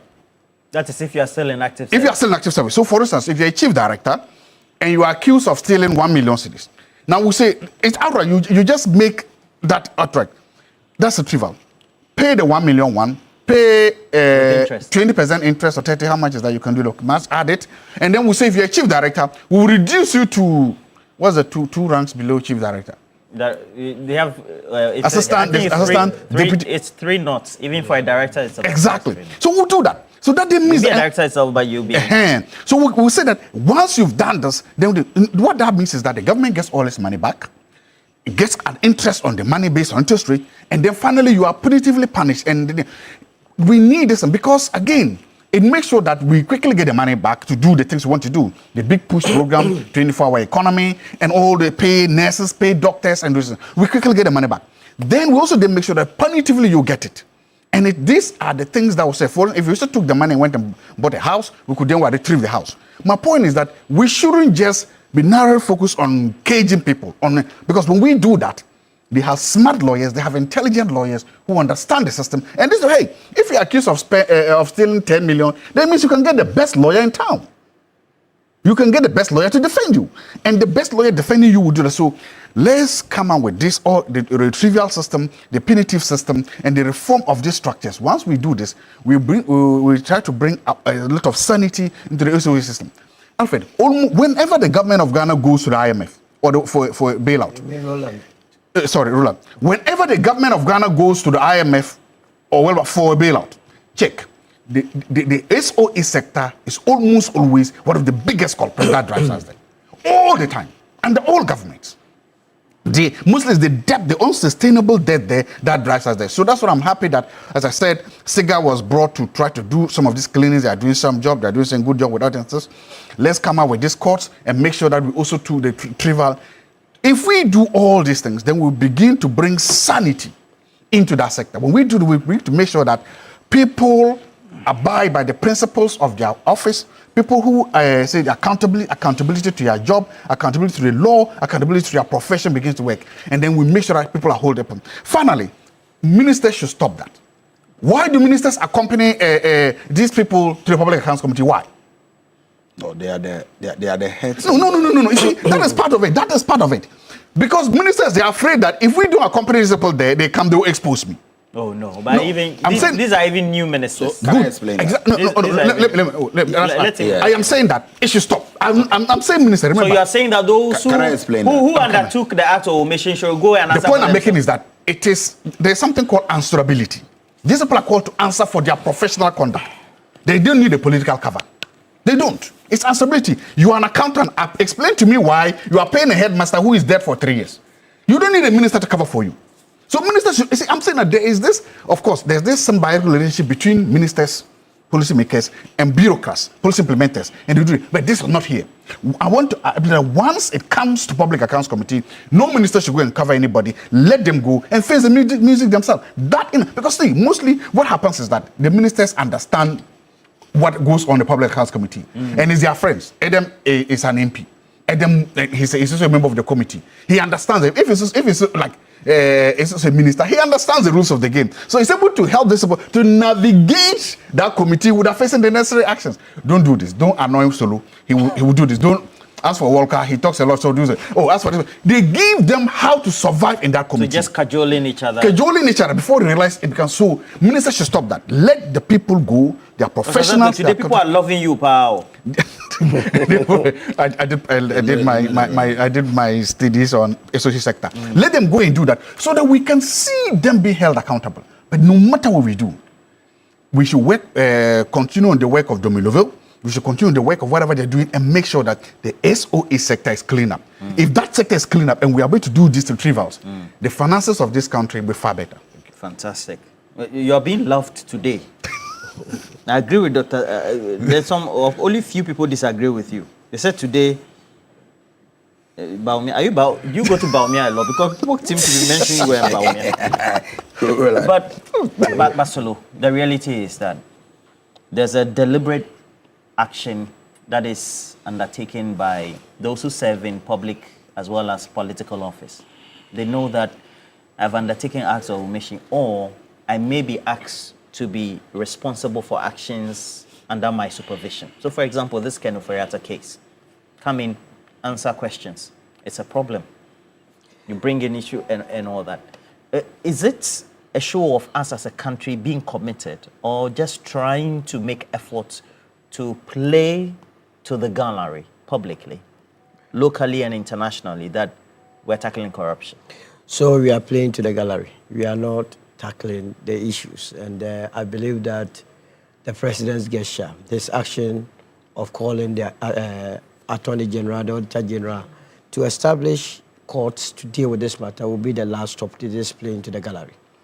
Other than that, see how we play our politics in this country. I'm happy Eden raised an issue with the Auditor General's report in 2024. Remember last week or last 2 weeks, I raised the issue of Esla Usu.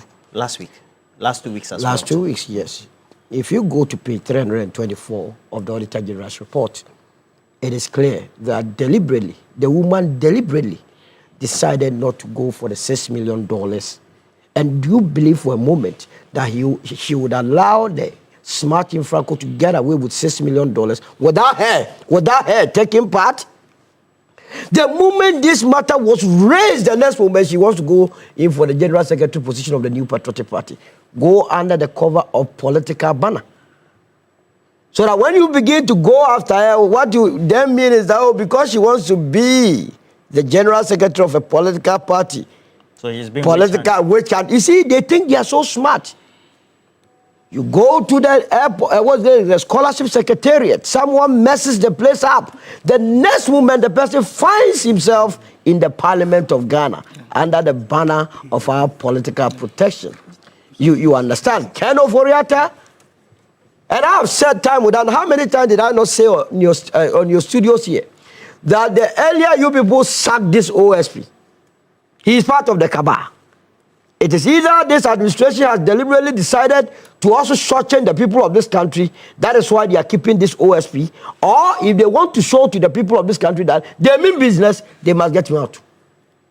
When I was listening to Sremsai, I felt so sad that the Attorney General Department has called for the docket of Mr. Ken Oforiatta, and the OSP is not forthcoming. Oh, so yesterday I had Sami Dakon, who is the director for strategy. Yes. And he said that they are just working. It's a normal thing. They are no. Sami Dakon must keep quiet. We are serious as a country. Keep quiet. If he's collecting salary, he must keep quiet. They do not know the enormity of the problems we are dealing with. Here, as we speak, and here, let me send this message to the Minister of Roads and Highways, together with the Finance Minister. Contractors are dying. My family members who, through no fault of theirs, have worked, gone to borrow, are now dying. Mr. President, take a critical look at that and begin to pay contractors in this country. Else, you will begin to count corpses, majority of whom are your friends. And they are not being paid because of some of these silly acts. Money is meant for the state. We get them to dissipate it. $6 million. Do you know what you could have done to the economy of this country? And the woman is talking about, she got a nerve to write a long letter to come and tell us how she's going to contest for the position of the General Secretary, position of the New Patriotic Party. That is being soft, being loose. Look, between 2018 to 2024, we have lost 81 billion Ghana cedis. Now, if you are going to take today's rate of, say, on the average 12.5, it means Ghana has lost close to $6.5 billion. But that is not the reality of the day, because each year has its own interest rate, exchange rate. When I did the computation year by year, let's say in the year 2018, we lost 3 billion. Is that not the case? That year, the average interbank rate was 4.8. If you did it systematically or year by year, we had lost close to $10 billion. How much did we go to the IMF to go and borrow? 3 billion. And even that one, they start get the payment, yearly affair. You have to go and describe how your grandmothers were before every year. They will come and give you something. You are meeting indicators. And that is describing your grandmother, how your grandmother ate, how you people fed before they even give it to you. Now we have all these monies here, and every year we put camera on civil servants who are happy to tell us how they stole. I mean, I don't want you to be beautifying or glorifying our irregularity. When they want to steal, stealing. It's stealing. They have stolen our money. Obewia. Obewia Yisika. Obewia Sikano. And they are building everywhere. And they, look, we have set time with that number, the United Party, that let's do only lifestyle audit. It will be enough. And I don't believe that it's complicated. What do you mean by lifestyle audit? Somebody has his building, has his four-wheel No, drive. we know everybody's salary. That is why the country must be developed, structured in such a way that the system itself will help you to acquire mortgage. If you are doing our things right, you don't need to go and steal money from the state to build, and that you can go and assess mortgage. That's what is done in any civilized economy. If you want to buy a car, you should be able to go to your bank, and your bank will grant you a loan because you are working. And at the end of every month, then it is deducted from source. What the system we have created here is that you have to go and steal to go and buy. So it also calls for the reforms in our systems, how we structure economy in such a way that there will be advances to public servants. But there is no doubt that the public servants in this country are stealing from us. That will raise an issue. It's very important that when you send someone somewhere, every day, directors or people in charge of postings, they are under pressure. When you send this person to this department, say, no, I'm not going. Why? Because there is no money. Hey! Have you put anybody there to go and steal? No, even national service. I remember my time when we were going to do national service. A friend of mine. What did you do national service? I did my national service at KMA. I was at the development control. Kumasi Metropolitan. Yes, I was at Are you big Kizai guy? Yeah, of course. I went to KMA. I said this morning, Edem has created a lot of problems for me. That's why you people Mauli name is the the best party. school. You see, United the president of the Old Boys Association of Prempeh College is on my neck. Why would I allow this thing to pass? That Mauli is better than Prempeh College. But what I told you right now is that he went to a secondary school. I went to a college. So and I went to a junior seminary. I went to a school. I went to a junior seminary. You went to a school. I went to a college. And Saturday I can't come because we are commissioning a 4-unit bedroom. Look, old boys of my year group. United Party is commissioning. No, it's an old boy. United Party will do better things. If we were in power by now, these people who have stolen this money, they will be working by now. By now, they will be on their way to the independence. But this time you would have been questioning the OSP on Ken Oforiatta. You would have sacked him. He has no business being there. He has to be sacked? The office itself was created somewhere 28. Is that not the case? Now, one of his mandate is to go to investigate corruption and corruption-related offenses, and then make sure he retrieves funds meant for the state to us. Is that not the case? Ever since his office was established, we have expended close to $1 billion Ghana cedis. He uses bulletproof. No, he applied for it. I'm not sure they bought it for him. Which one is he using now? Go to the offices and go and see the luxurious car they are doing. How much has he been able to retrieve for the state?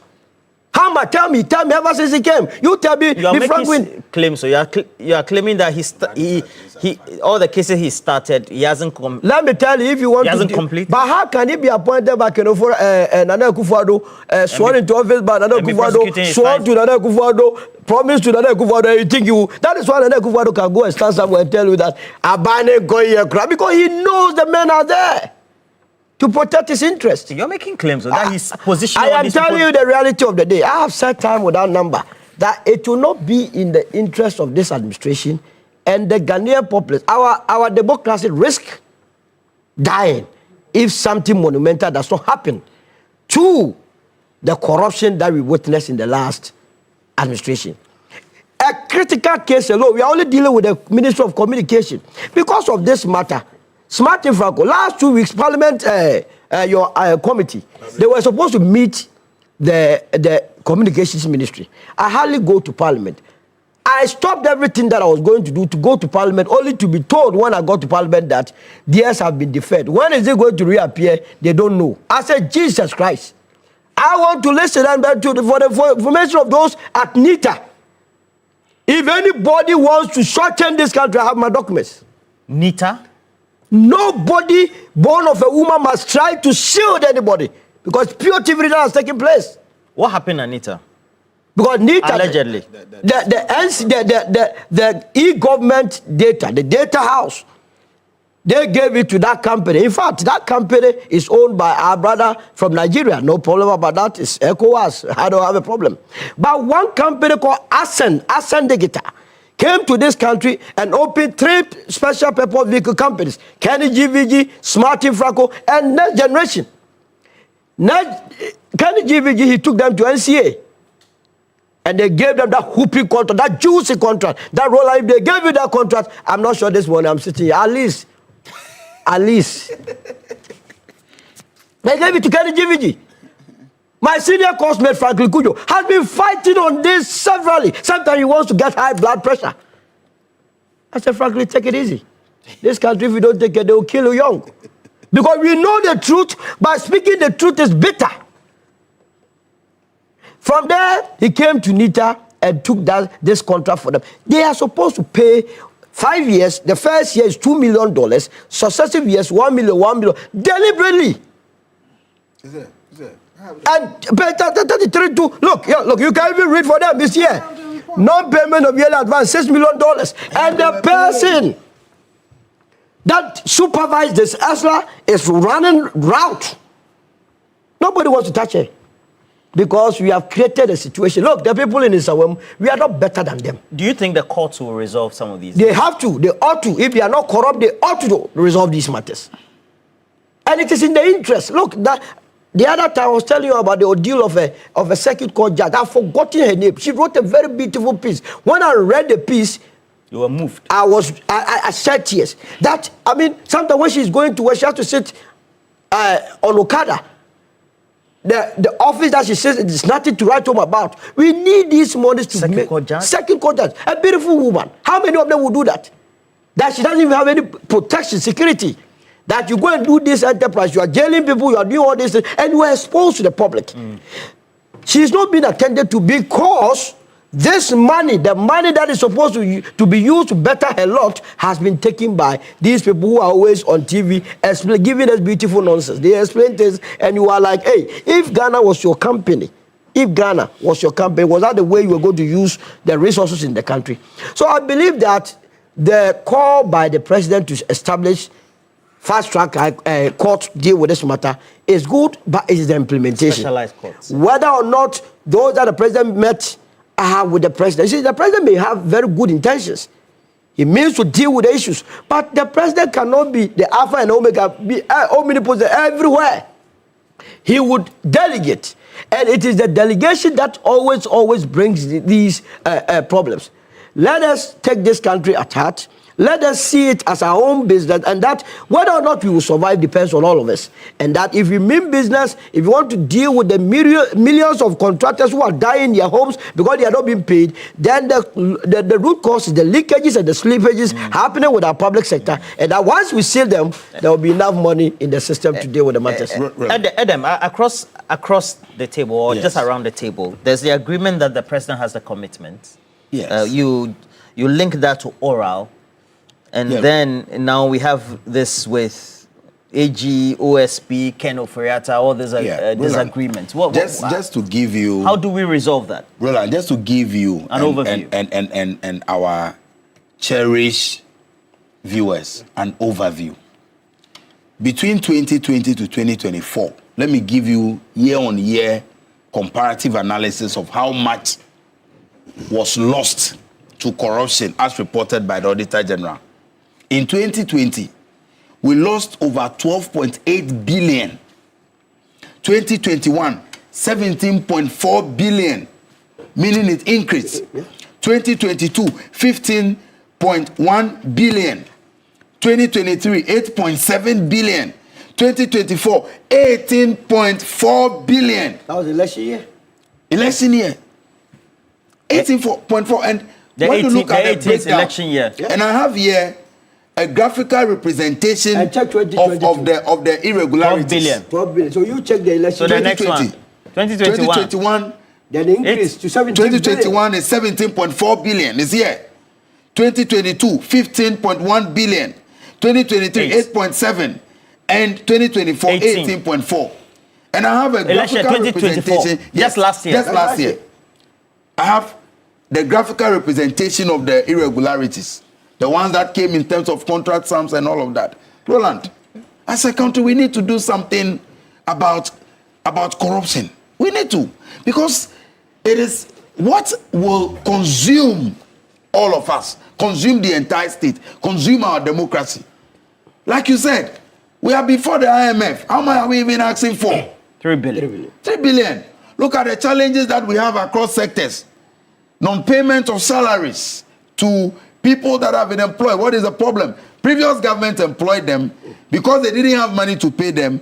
They promised them, left them on the payroll, and government has now given clearance before we are going to pay them. But how much is it as compared to what we are losing? People must be made to face the wrath of the Ghanaian people when it comes to issues of corruption. To a large extent, I agree with Doc on the fact that maybe the ministers should not be appearing before the committee. But currently, that is what the standing orders are, because it is the ministry you are inviting. So when you invite the ministry, they will break. They have to come. That's what I'm saying. That because they bear the oversight responsibility. I'm giving you a point. Yes. So they will come with the agency. So, for example, when Dr. Mark Oliver Kevo, the head of NITA, appeared before us and was answering the questions, at the time the infractions happened, and I want to place on record, he was not the one in charge. But he was answering for the institution. So tomorrow, if TV3 is invited to answer for something that happened 20 years ago on the morning show, you may not be the one on the show at the time, but you are representing the institution. So when Dr. Kevo came and gave us insights into what had happened, some people who probably, for want of better word, did not understand what happened, thought that it happened under his tenure. But he was appointed only a few months ago. Those who were in charge, maybe what we should be advocating for is that if you were the one in charge at the time the thing happened, and even you're not in office, and you are no more in office, you should be the one. Absolutely. So, for example, instead of Honorable Sam George, it should have been Esla also sitting there. It should have been the head of NITA and the NPP sitting there to defend or to speak. Or even Ken Oforiatta being brought to the jurisdiction. So all these issues, like I'm saying, all of us, as I sit here today, I'm a member of parliament. I want to see an OSP that is working, but unfortunately, Roland, it appears as though the OSP is playing games. I asked a simple question. They should come out and tell us, I know they are watching, that which successful prosecution since its establishment, and like he said, Solo said, look at the amount of money that has been allocated to that office. They have staff that are being paid. How many people have they prosecuted? What have they retrieved? Even Public Accounts Committee, I can give you a number of cases where we have retrieved money for the state, even though we are not prosecutors. Public account, we have retrieved money for the state. And the OSP, Special Purpose Vehicle, set up to fast-track prosecutions, has been extremely slow, crawling when it comes to prosecutions. But like I said on your show the other day, I have confidence in the AG.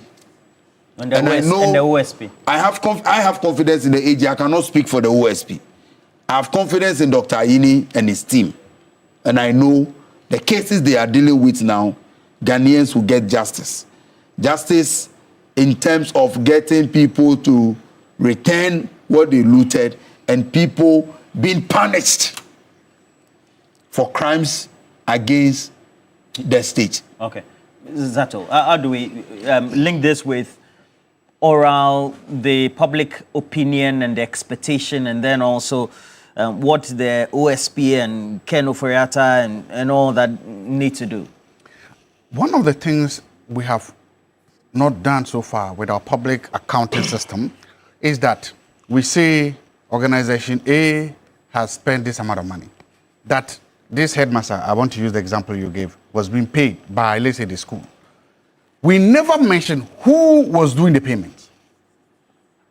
If you have to pay, somebody has to sign, somebody signed. Who was signing? That's one of the things we do. And I think that maybe that is the accounting principle. Maybe in accounting, you are supposed to keep it dry like that. But we need a new form of accounting in this public sector. Don't say that my only school, for instance, paid a teacher who has been died for 3 years. No. Say Mr. Edemagbana, who is the accountant at Mabuli School, paid this guy. Name and shame. Because when you hide it behind the school, then we don't know who is doing what. So my point is that I'm making a small recommendation to Public Auditor General. If that is not being done, let us know who in this sector is doing what. So that it becomes easier for us to put names and faces to the infractions. So we begin to know you are an accountant. Is this how you are supposed to do accounting? You are an auditor. Is this how you're supposed to do auditing? If we don't do that, then you go to Kolebu and say, oh, Kolebu has paid this amount of money for, let's say, a heating system. It has not been delivered. Now, I'm sitting here, I'm asking myself, who in Kolebu paid that money? But assuming it's different, assuming in that report, because you will see somebody signed a check.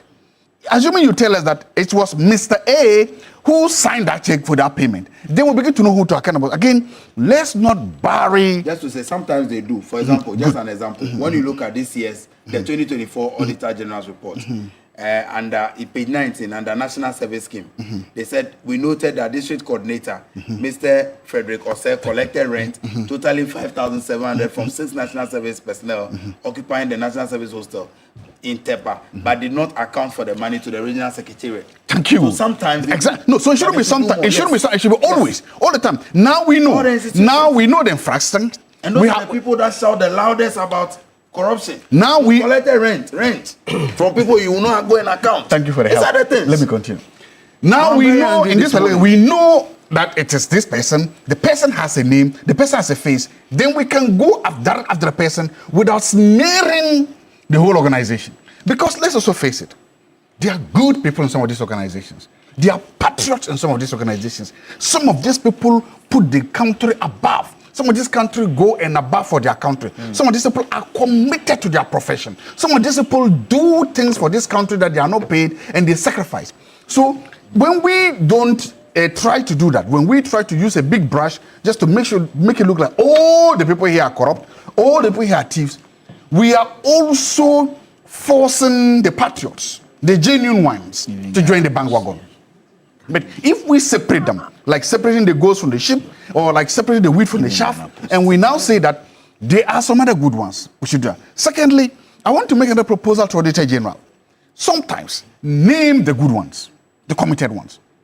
You can see them sometimes from the audit that Mr. A probably had this opportunity to do this, or Mr. A, because of how good he or she did the work, it saves this organization this amount of money. Name them too. Name the good ones. Because some of time in the literature we refer to certain people called local heroes. The men and the women in the organizations who abide by the rules of the organizations, by the virtues of the organization, by the principles of their training, and sometimes that saves the organization's money. Also mention them in your audit, so that we can then know that these are the ones you should recommend for promotion. Recently, the IGP did that.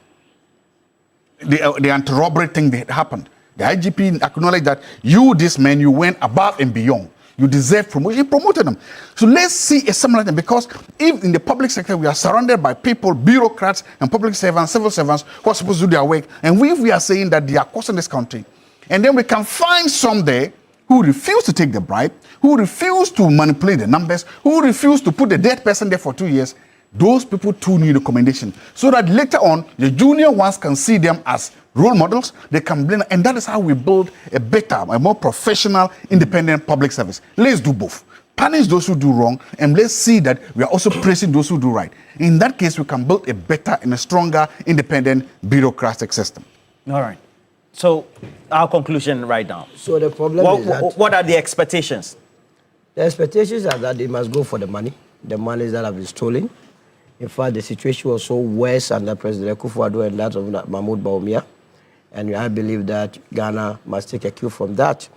And this takes me to a very sensitive area, Roland, that ever since we launched our new party, that's the United Party, we have seen a couple of individuals who, instead of coming up with any alternatives or why they think that our party will not survive, have resorted to cursing Mr. Alan Chebati. They are cursing him openly.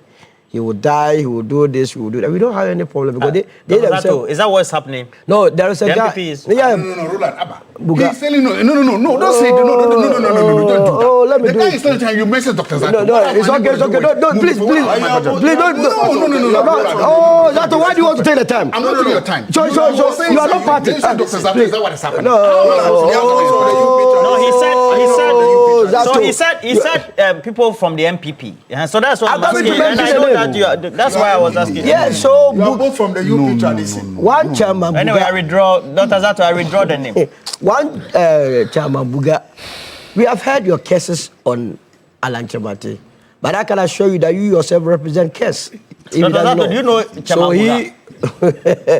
Chairman Buga himself is a case unto himself. But the truth of the matter is that if Chairman Buga has any case, he must direct that case onto Nana Akufo-Addo, who supervised this thievery, this corruption from 2018 to 2024 that we have experienced close to 81 billion cedis stolen from the public sector without him doing anything. If they have any case, they must stop insulting Mrs. Chamante that she's a Jezebel, she's this, and focus on those.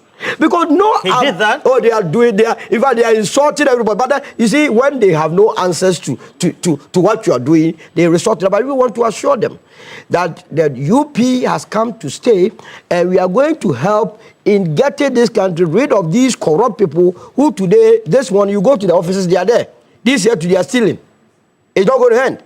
They will continue to steal till we take drastic measures. That is why I agree with the president that he must give the Attorney General, the Auditor General, and the courts the KPIs so that the country can still re-establish its, as it were, positive mindset towards the judiciary and also our state institutions. And that's the only way we can come out of where we are now. I have a couple of comments, and this one looks quite interesting. So this one is coming from Michael Asari, who says, the people in office, as at the time, will travel out of the country once they go into opposition. Once they are no longer in power, finding them then becomes extremely difficult. Look at the current case of Ken Oforiatta. He's dead. Nobody can do anything to him. What the government must do is before they leave office, their passports must be seized. And then we need to make the government office unattractive so that people will be willing to work. People who will be willing to work there will be more serious. All right. As copied. Okay. And this one is coming from a lawyer. It says, as a defense attorney, I can tell you that prosecution is no child's play. To prove beyond reasonable doubt entails a lot. Take the work of Ora, for instance. There were credible information as well as idle gossip sent to the preparatory team.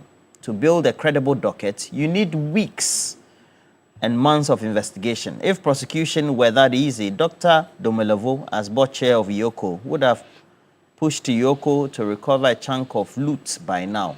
As far as I'm concerned, we need to support the OSP to deliver on its mandate. Let's stop launching attacks on the OSP. No, it's coming from. Can I mention your name? Lawyer.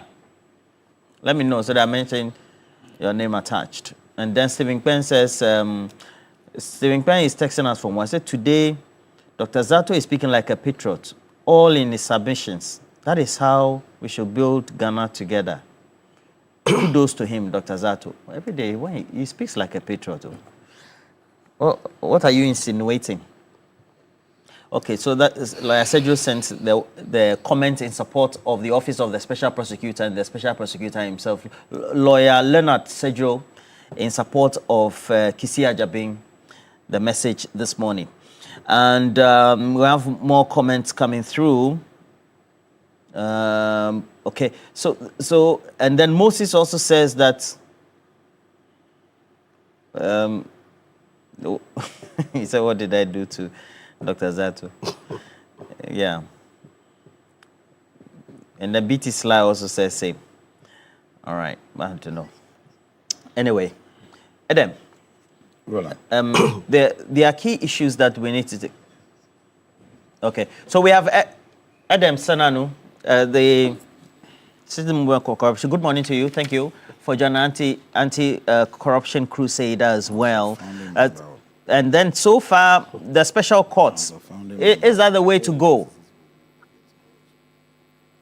Absolutely. As some of you may know, over the last at least year, I have been emphasizing the need for special courts. Indeed, with the new hat I wear as chairperson of the AUABC, there are some countries in Africa I visited, especially Kenya, earlier this year, where they have special courts. They have as many as 12 special courts on anti-corruption, with a target of discharging cases within 6 months. So these courts meet daily.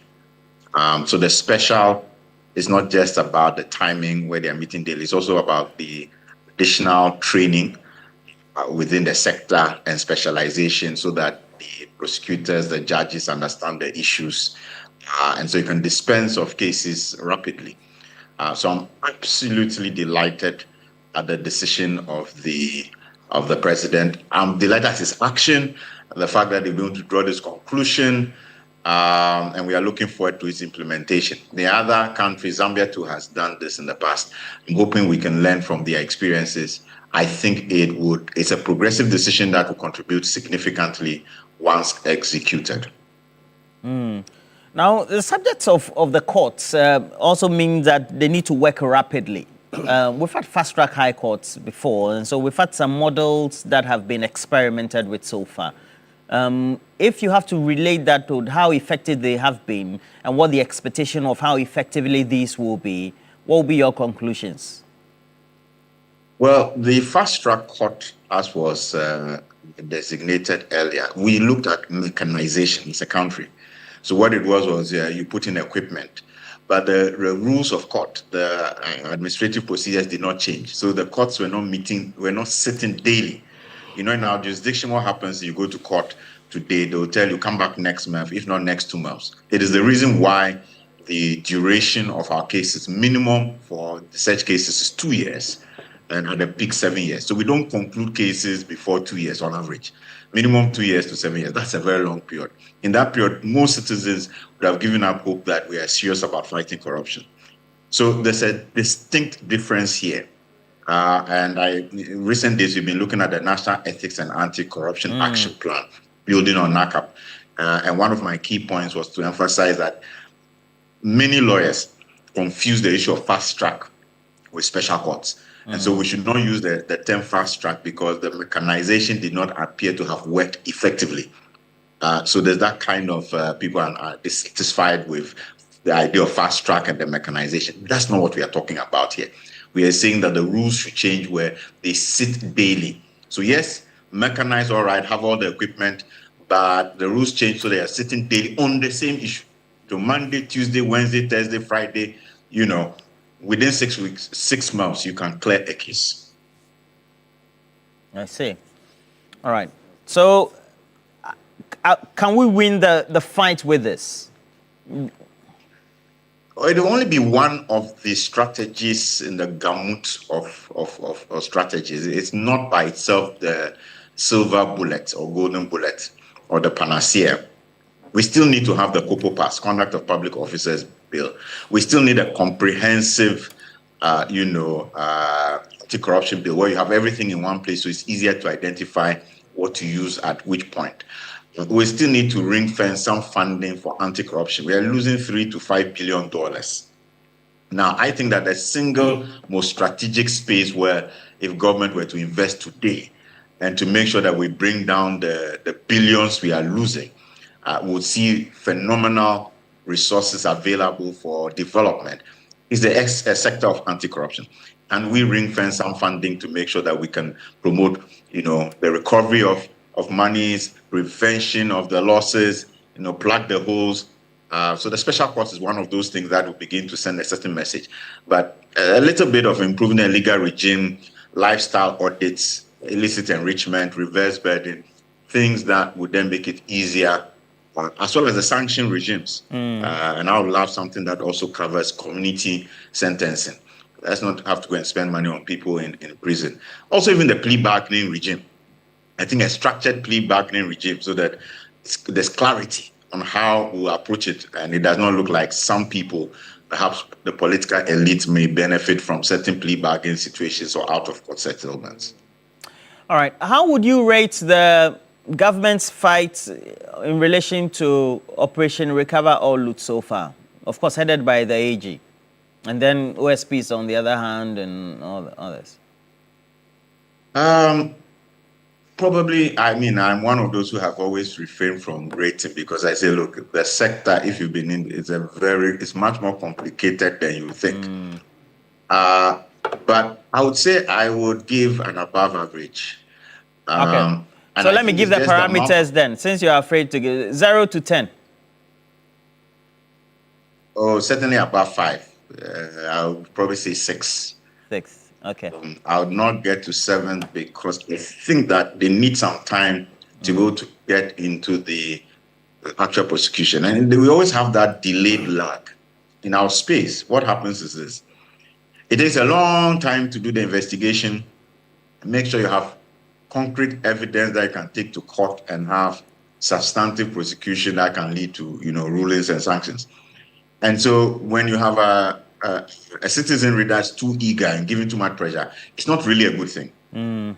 My position has always been that the rights of people are at stake. Let's take our time. Let's give the AG time. It's in the same vein, the AG should give the OSP time. I have always said that I believe that the SP and the people there are doing the best they can. We've not had a situation where ministers, presidents have been brought before any entity, For the first time in this country that has happened. I think that they are doing quite well. It's the time they need to make sure investigations are done right. So the evidence they are taking to court is substantive, is concrete, is the one that will get you the kind of rulings you want. And so let's not jump the gun. So I think that the AG is doing well. They are committed to doing what they need to do. Once they get into the prosecutions and are delivering, it will help with the indicators so that we are clear. And I also like the fact that the AG has been out there. I like the adoption of the style where as often as possible, you brief the citizenry. Some people say they are talking too much. I don't think so. I think that that's the way to go, to carry everybody along, to make sure the facts are there, to set the precedents that will ensure that those who think they can continue with impunity will change their minds. All right. So far, you have monitored the back and forth and the public debate on the AG OSP subject matter. What's your own observation so far? I think it's much ado about nothing. And I think sometimes it's about understanding process and practice. I'll tell you a story. The last time when President Mahama was was president, the previous time, at a point I was so disturbed by corruption, I said I was going to do a vigil against corruption at the Independence Square. And I wrote to the police. I was invited. At that time, the current IGP was the regional commander for Greater Accra. So at the regional police command, I was brought into a room with 7 policemen standing, 1 chair, and I sat. And they queried me about why I wanted to do this vigil. And I said I was so upset about the levels of corruption and what have you. And they said we had to go and ask permission from BNI. And I said, according to the law, no. This is my rights, our organization's rights, Citizens Movement Against Corruption. We don't need to have to go to BNI. Eventually, the regional commander then, who is now the IGP, asked their PRO to go to BNI and ask whether we had permission, etc. I thought this was just, confusing the issues. When I stepped out, I think a chief inspector, Asid, I remember his name, called me quietly to his office and said, gentlemen, this is a challenge. You are right that this is what the law says. But over the years, remember that the seat of government has been at the castle. The president has always been at the castle. So the Independence Square has always been considered a security zone. And over the years, the BNI have been responsible for guarding that space. So as a matter of tacit agreement between security agencies, we've always understood that if anything should happen in Independence Square, we go and ask the BNI to prevent any theft wars. So the regional commander and the team are not trying to frustrate you. They are just trying to say there are other things you may not know based on practice and process. Why am I saying that? In my understanding of the issue between the AG and the OSP, I think the OSP is just trying to do a very thorough job. I think the situation is that on the 13th of June when the AG wrote saying nominate people and add the docket. 3 days earlier, they had raided SNL and discovered information that they thought was substantive to even improving the case. So you have a very good case and you see opportunity to make it an excellent case plus more charges. And so if I were in leadership, and this is accountable leadership for me, I would say, oh, give me a few more weeks to add that as well so that by the time we deliver the docket, which is what they did. So I really don't understand the hullabaloo about they are taking too long. If Ken Ofri-Atta had arrived on the 2nd of June, the 4 cases they were going to interrogate him on, collecting the data on those 4 cases to finish the case would still have taken probably about 2 months. So my analysis tells me that this is much ado about nothing. I'm quite sure that by the end of the week, the OSP is going to provide that docket. At least that's what I understand. I think that all parties should have more understanding of the processes required. And I think it's a good thing when you have leadership that's intent of doing a thorough job, such that when we get to having to do the extradition, all questions are properly dealt with. Thank you very much. Adam Senano is co-chair, Citizens Movement Against Corruption. And that brings us to a close on that subject of graft, anti-graft, and then going after those who flout regulations, embezzle, especially also all those that we can perhaps tease out of the various audit reports of the Auditor General. And Adam, the subject matter of restoring Ghana's polluted water bodies, etc. What do you make of it? Roland, the fight against Galamsey and the pollution of our water bodies by Galamsey and other illegal activities is a national security fight. In every jurisdiction, they have one form of security threat or the other against the survival of the state. In our case, corruption is one of the things that threatens the survival of our country. But even more threatening is this issue of Galamsey and the pollution of our water bodies, the pollution of the environment. Roland, I have been watching pictures and videos of water bodies, rivers, located along Galamsey regions or mining areas. And if those pictures and videos, the condition of the water does not scare you, then I don't know what to scare you any longer. Because water is so basic. Water. It's a basic necessity of life. And so to have your water bodies destroyed, polluted by groups of greedy people who are just looking for a means of survival or to satisfy themselves, it's a national security issue that all of us must join hands to fight against. Roland, what can we do? Government has over the past few months shown commitment to the fight against illegal mining because we agree that today the biggest threat to our survival, the biggest threat to the survival of the environment, the survival of our water bodies is Galamsey, illegal mining.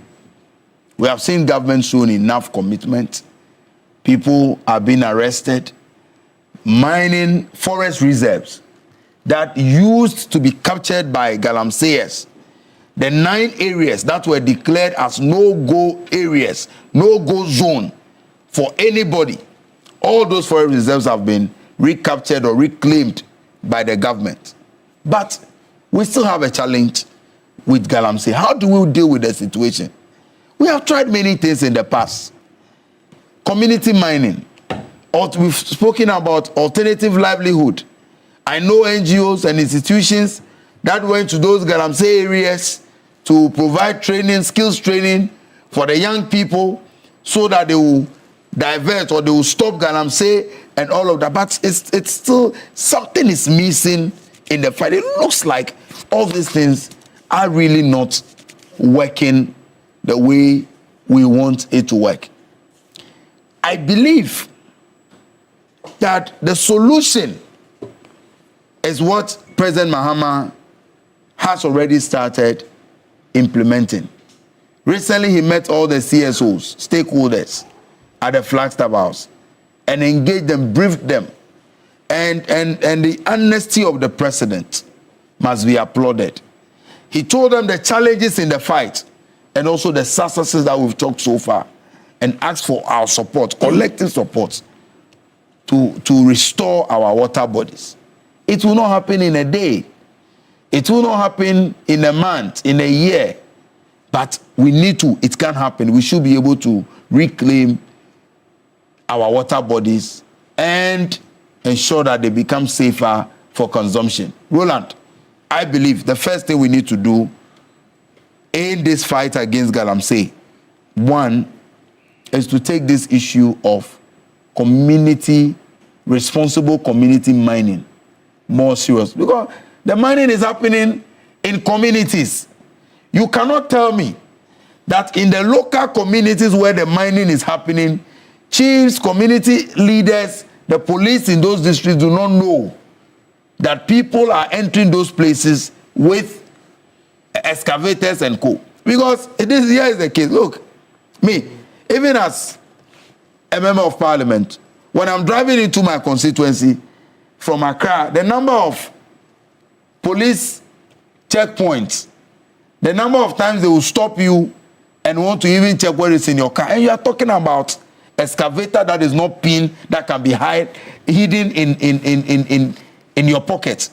So it should be possible that any new excavator entering into any district, with the collaboration of every stakeholder, if they are not collecting bribe on the way.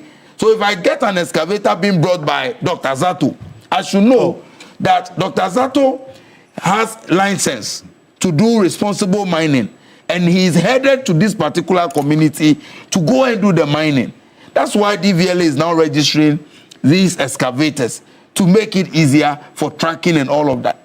But how is it possible that despite all these efforts, you still have people engaging in galamsey? Something is missing somewhere. All right. What I think we should do, in addition to the community, this thing is what NIMOS is doing currently. Over the past few weeks and months, NIMOS has been extremely effective. NIMOS has been? NIMOS, extremely effective, extremely rollout. NIMOS has been extremely effective. Has it reflected in the water bodies? It is reflecting. You don't see an immediate, because the pollution is such a way that you cannot see an immediate reflection of the work of NIMOS in the water bodies. But the actual result, the ultimate outcome, is what you see in the communities, how NIMOS has successfully reclaimed lands, reclaimed some reserves, and all of that. We need to commend the young people and plead that we must increase budgetary allocation to NIMOS and to the fight against illegal mining. Right. So that next year, hopefully, we should have some of the water bodies getting back to normal. But we are winning the fight. Are we sounding like a broken record, so to speak, in this subject matter? We are winning the fight. Let it be on record. Currently, one of your competitors, competing media houses, is running a documentary on galamsey.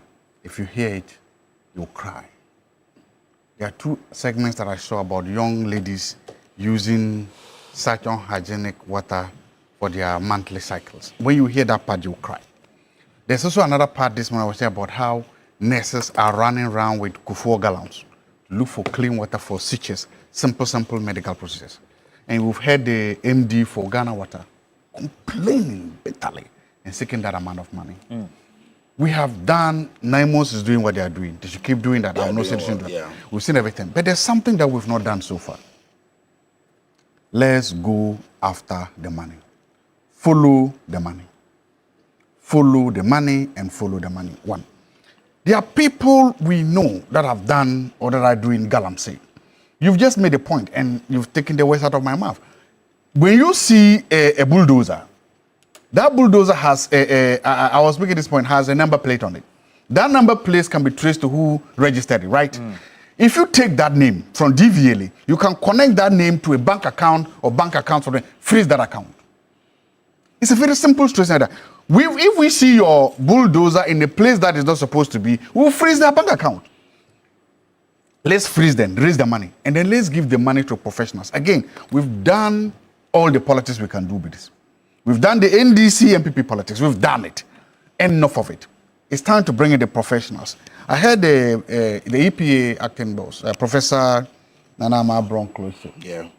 And something tells me that if we freeze this money and we give this money to this woman, she'll get it done. What the men could not do, she'll get it done.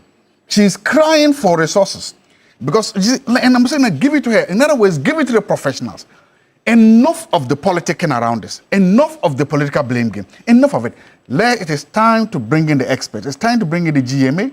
It's time to bring in the EPA in particular. It's time to bring in the Water Resources Commission. It's time to do this. Secondly, it is time for the government to publish a comprehensive anti-galamsey document. Like a strategy? A strategy. Look, I know it's difficult. You see, the reason why governments don't want to put things on paper is that we will hold you accountable. The moment you mention that by January you do this, everybody's watching to see whether there will be benchmarks. There will be benchmarks. But we need it, whether we like it or not. Let's get a very comprehensive cost it. I've heard the EPA boss, no, is it EPA or somebody talk about how much it will cost weekly or monthly if you have to clean these waters. I think she's the same person. She Yes, said the last minister also said it. The money was huge. But the question is, we need that. Let the government come on and say, look, this is our comprehensive solutions to this. And then assign rules as benchmarks. So Water Service Resources Commission, this is your role. We want you to do this and this and this. EPA, do this. Then we can sit down. And where the government has done well, at the end of the day, we clap. We approve that, okay, for these particular indicators, you've met them. But for these ones, you've not met them. Why haven't you made it? What can be done? Unless and until we, because today if we ask you as a student, what is the government's policy response to galamsey? We don't have. So it looks like the work we are doing is patch. It's like quarter. Sure? We need something solid like that. And as I said, give money. Give money to the experts. Give money to the men and women whose jobs are not outlined so much to the political cycle, but who can sit down and say, damn the consequences, damn the political calculations, lives matter, and this is a residential crisis, and do it. Unless and until we do that, we'll keep coming back to this story, we'll keep coming back to this, and it will make us look like we are a failed state. We are not. We need a strategy, he says, and we need to be comprehensive. Absolutely. Is there something we're doing now that we haven't done before? Because we brought in comprehensive technology. I remember we went to Accra International Conference Center, inaugurated the drones. You know, they were massive. There was a whole office just around, if you're going to... Yeah, I think the GIJ Road. GIJ Road, yes. And I keep asking, where are those drones? Yeah, so is that something that we haven't also done another matter has to be investigated. The drones that we bought, where are they? To fight galamsey. We brought some equipment that they said could identify good. All those things we have done. We expended more than $200 million in Operation Vanguard in introducing a software called GalamStop. What happened to it? So there is much that we have to investigate. But the truth of the matter is that galamsey is a political issue. Galamsey must be treated as a political issue. What is politics? If any administration is able to deal comprehensively with the issue of galamsey, it inures to the benefit of that administration, that political party. So, for me, how I see it is that if we are criticizing you on your inability to deal with that issue, what we are telling you is that fix that issue and you'll be good to go. Rather than pampering the issue. You go to our villages, they are not getting good drinking water to drink. And you say we should sit down, we'll talk about it. But the problem is that our institutions, those that are representing us, most of them have been compromised. Does it not strike you that in each of the districts that we have in this country, we have the district chief executive, we have the national security person, we have the NIB, we have the police commander, we have the chiefs. All these people are supposed to be opinion leaders. We have immigration, yet galamsey goes on. It happens daily. It is done in the open. Why are they not able to apprehend the culprits? because they are compromised. And the root cause of some of these things is that they come in to finance our political activities. So there has to be a multifaceted solution to this problem. That either as a state, if we are going on the tangent of democracy, we would invest in it and invest in political activism or political parties, then we take that decision rather than leaving it in the hands of individuals who contribute and we do not also declare. So that when they bring you the money, and then you use the money for your political activities and you win political power, how then do you go back and stop them from doing what they did to finance your activities? So you have no moral right. You don't have no moral. So that is where, from where I sit, that is where the problem is coming from. The funding of our political activities. If we have that political wherewithal to deal with it, it's a matter, I don't believe that it's complicated. We know those that are doing it. We know where the machines are coming from. Chamfine. How is it that we always find chamfine on our water bodies, yet we sell chamfine in this country? Yes, we sell their motors in this country. Why are we not arresting them? Because it's in the interest of someone. So let us all see it as that and then go after those and also agree with responsible mining.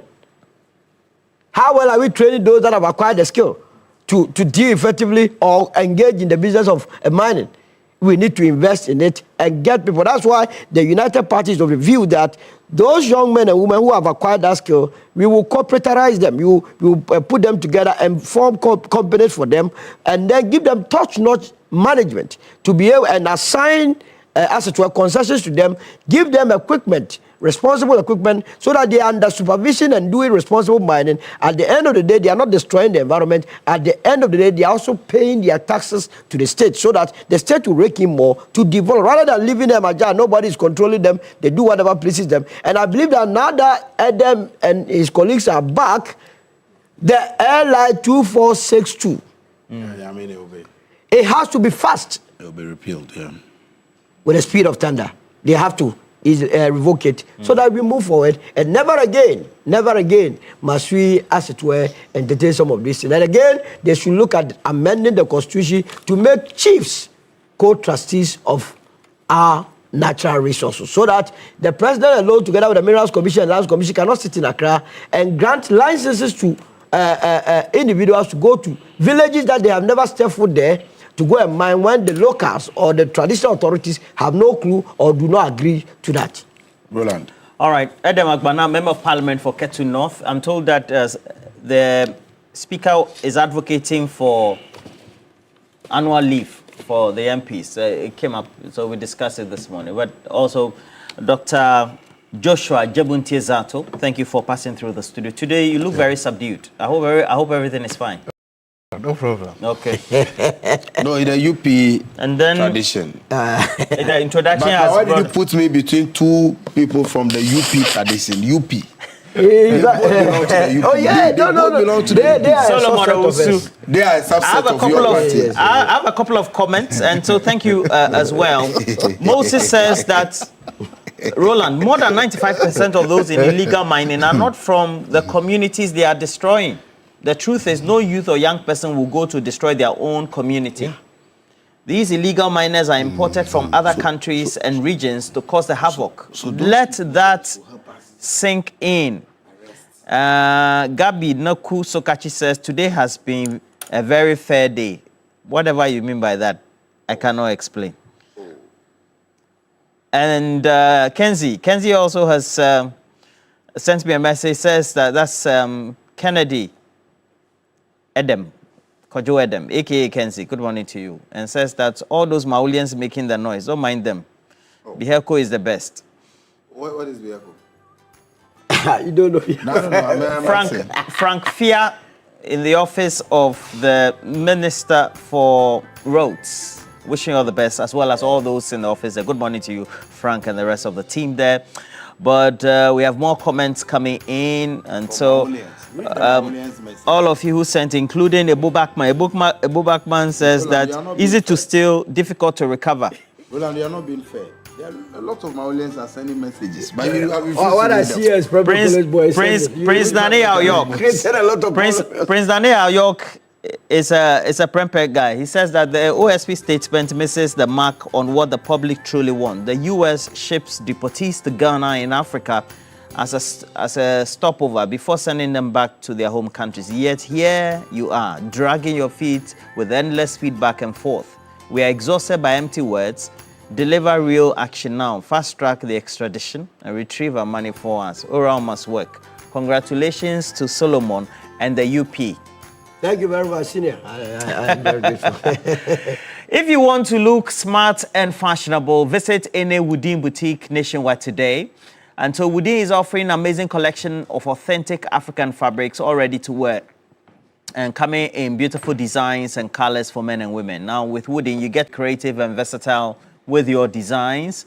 You also get to be confident and you get to show off how truly African you are in Woodin. So go to a Woodin boutique near you today and then get to choose from their variety of trendy products, all meant to complement your style. Go look for them on social media. Woodin Fashion is the name. And from the corner of my eye, Dr. Zato is laughing. How are you? I'm fine. Okay, great. Today you've been very subdued. We're taking a break. When we come back, we'll be having sports.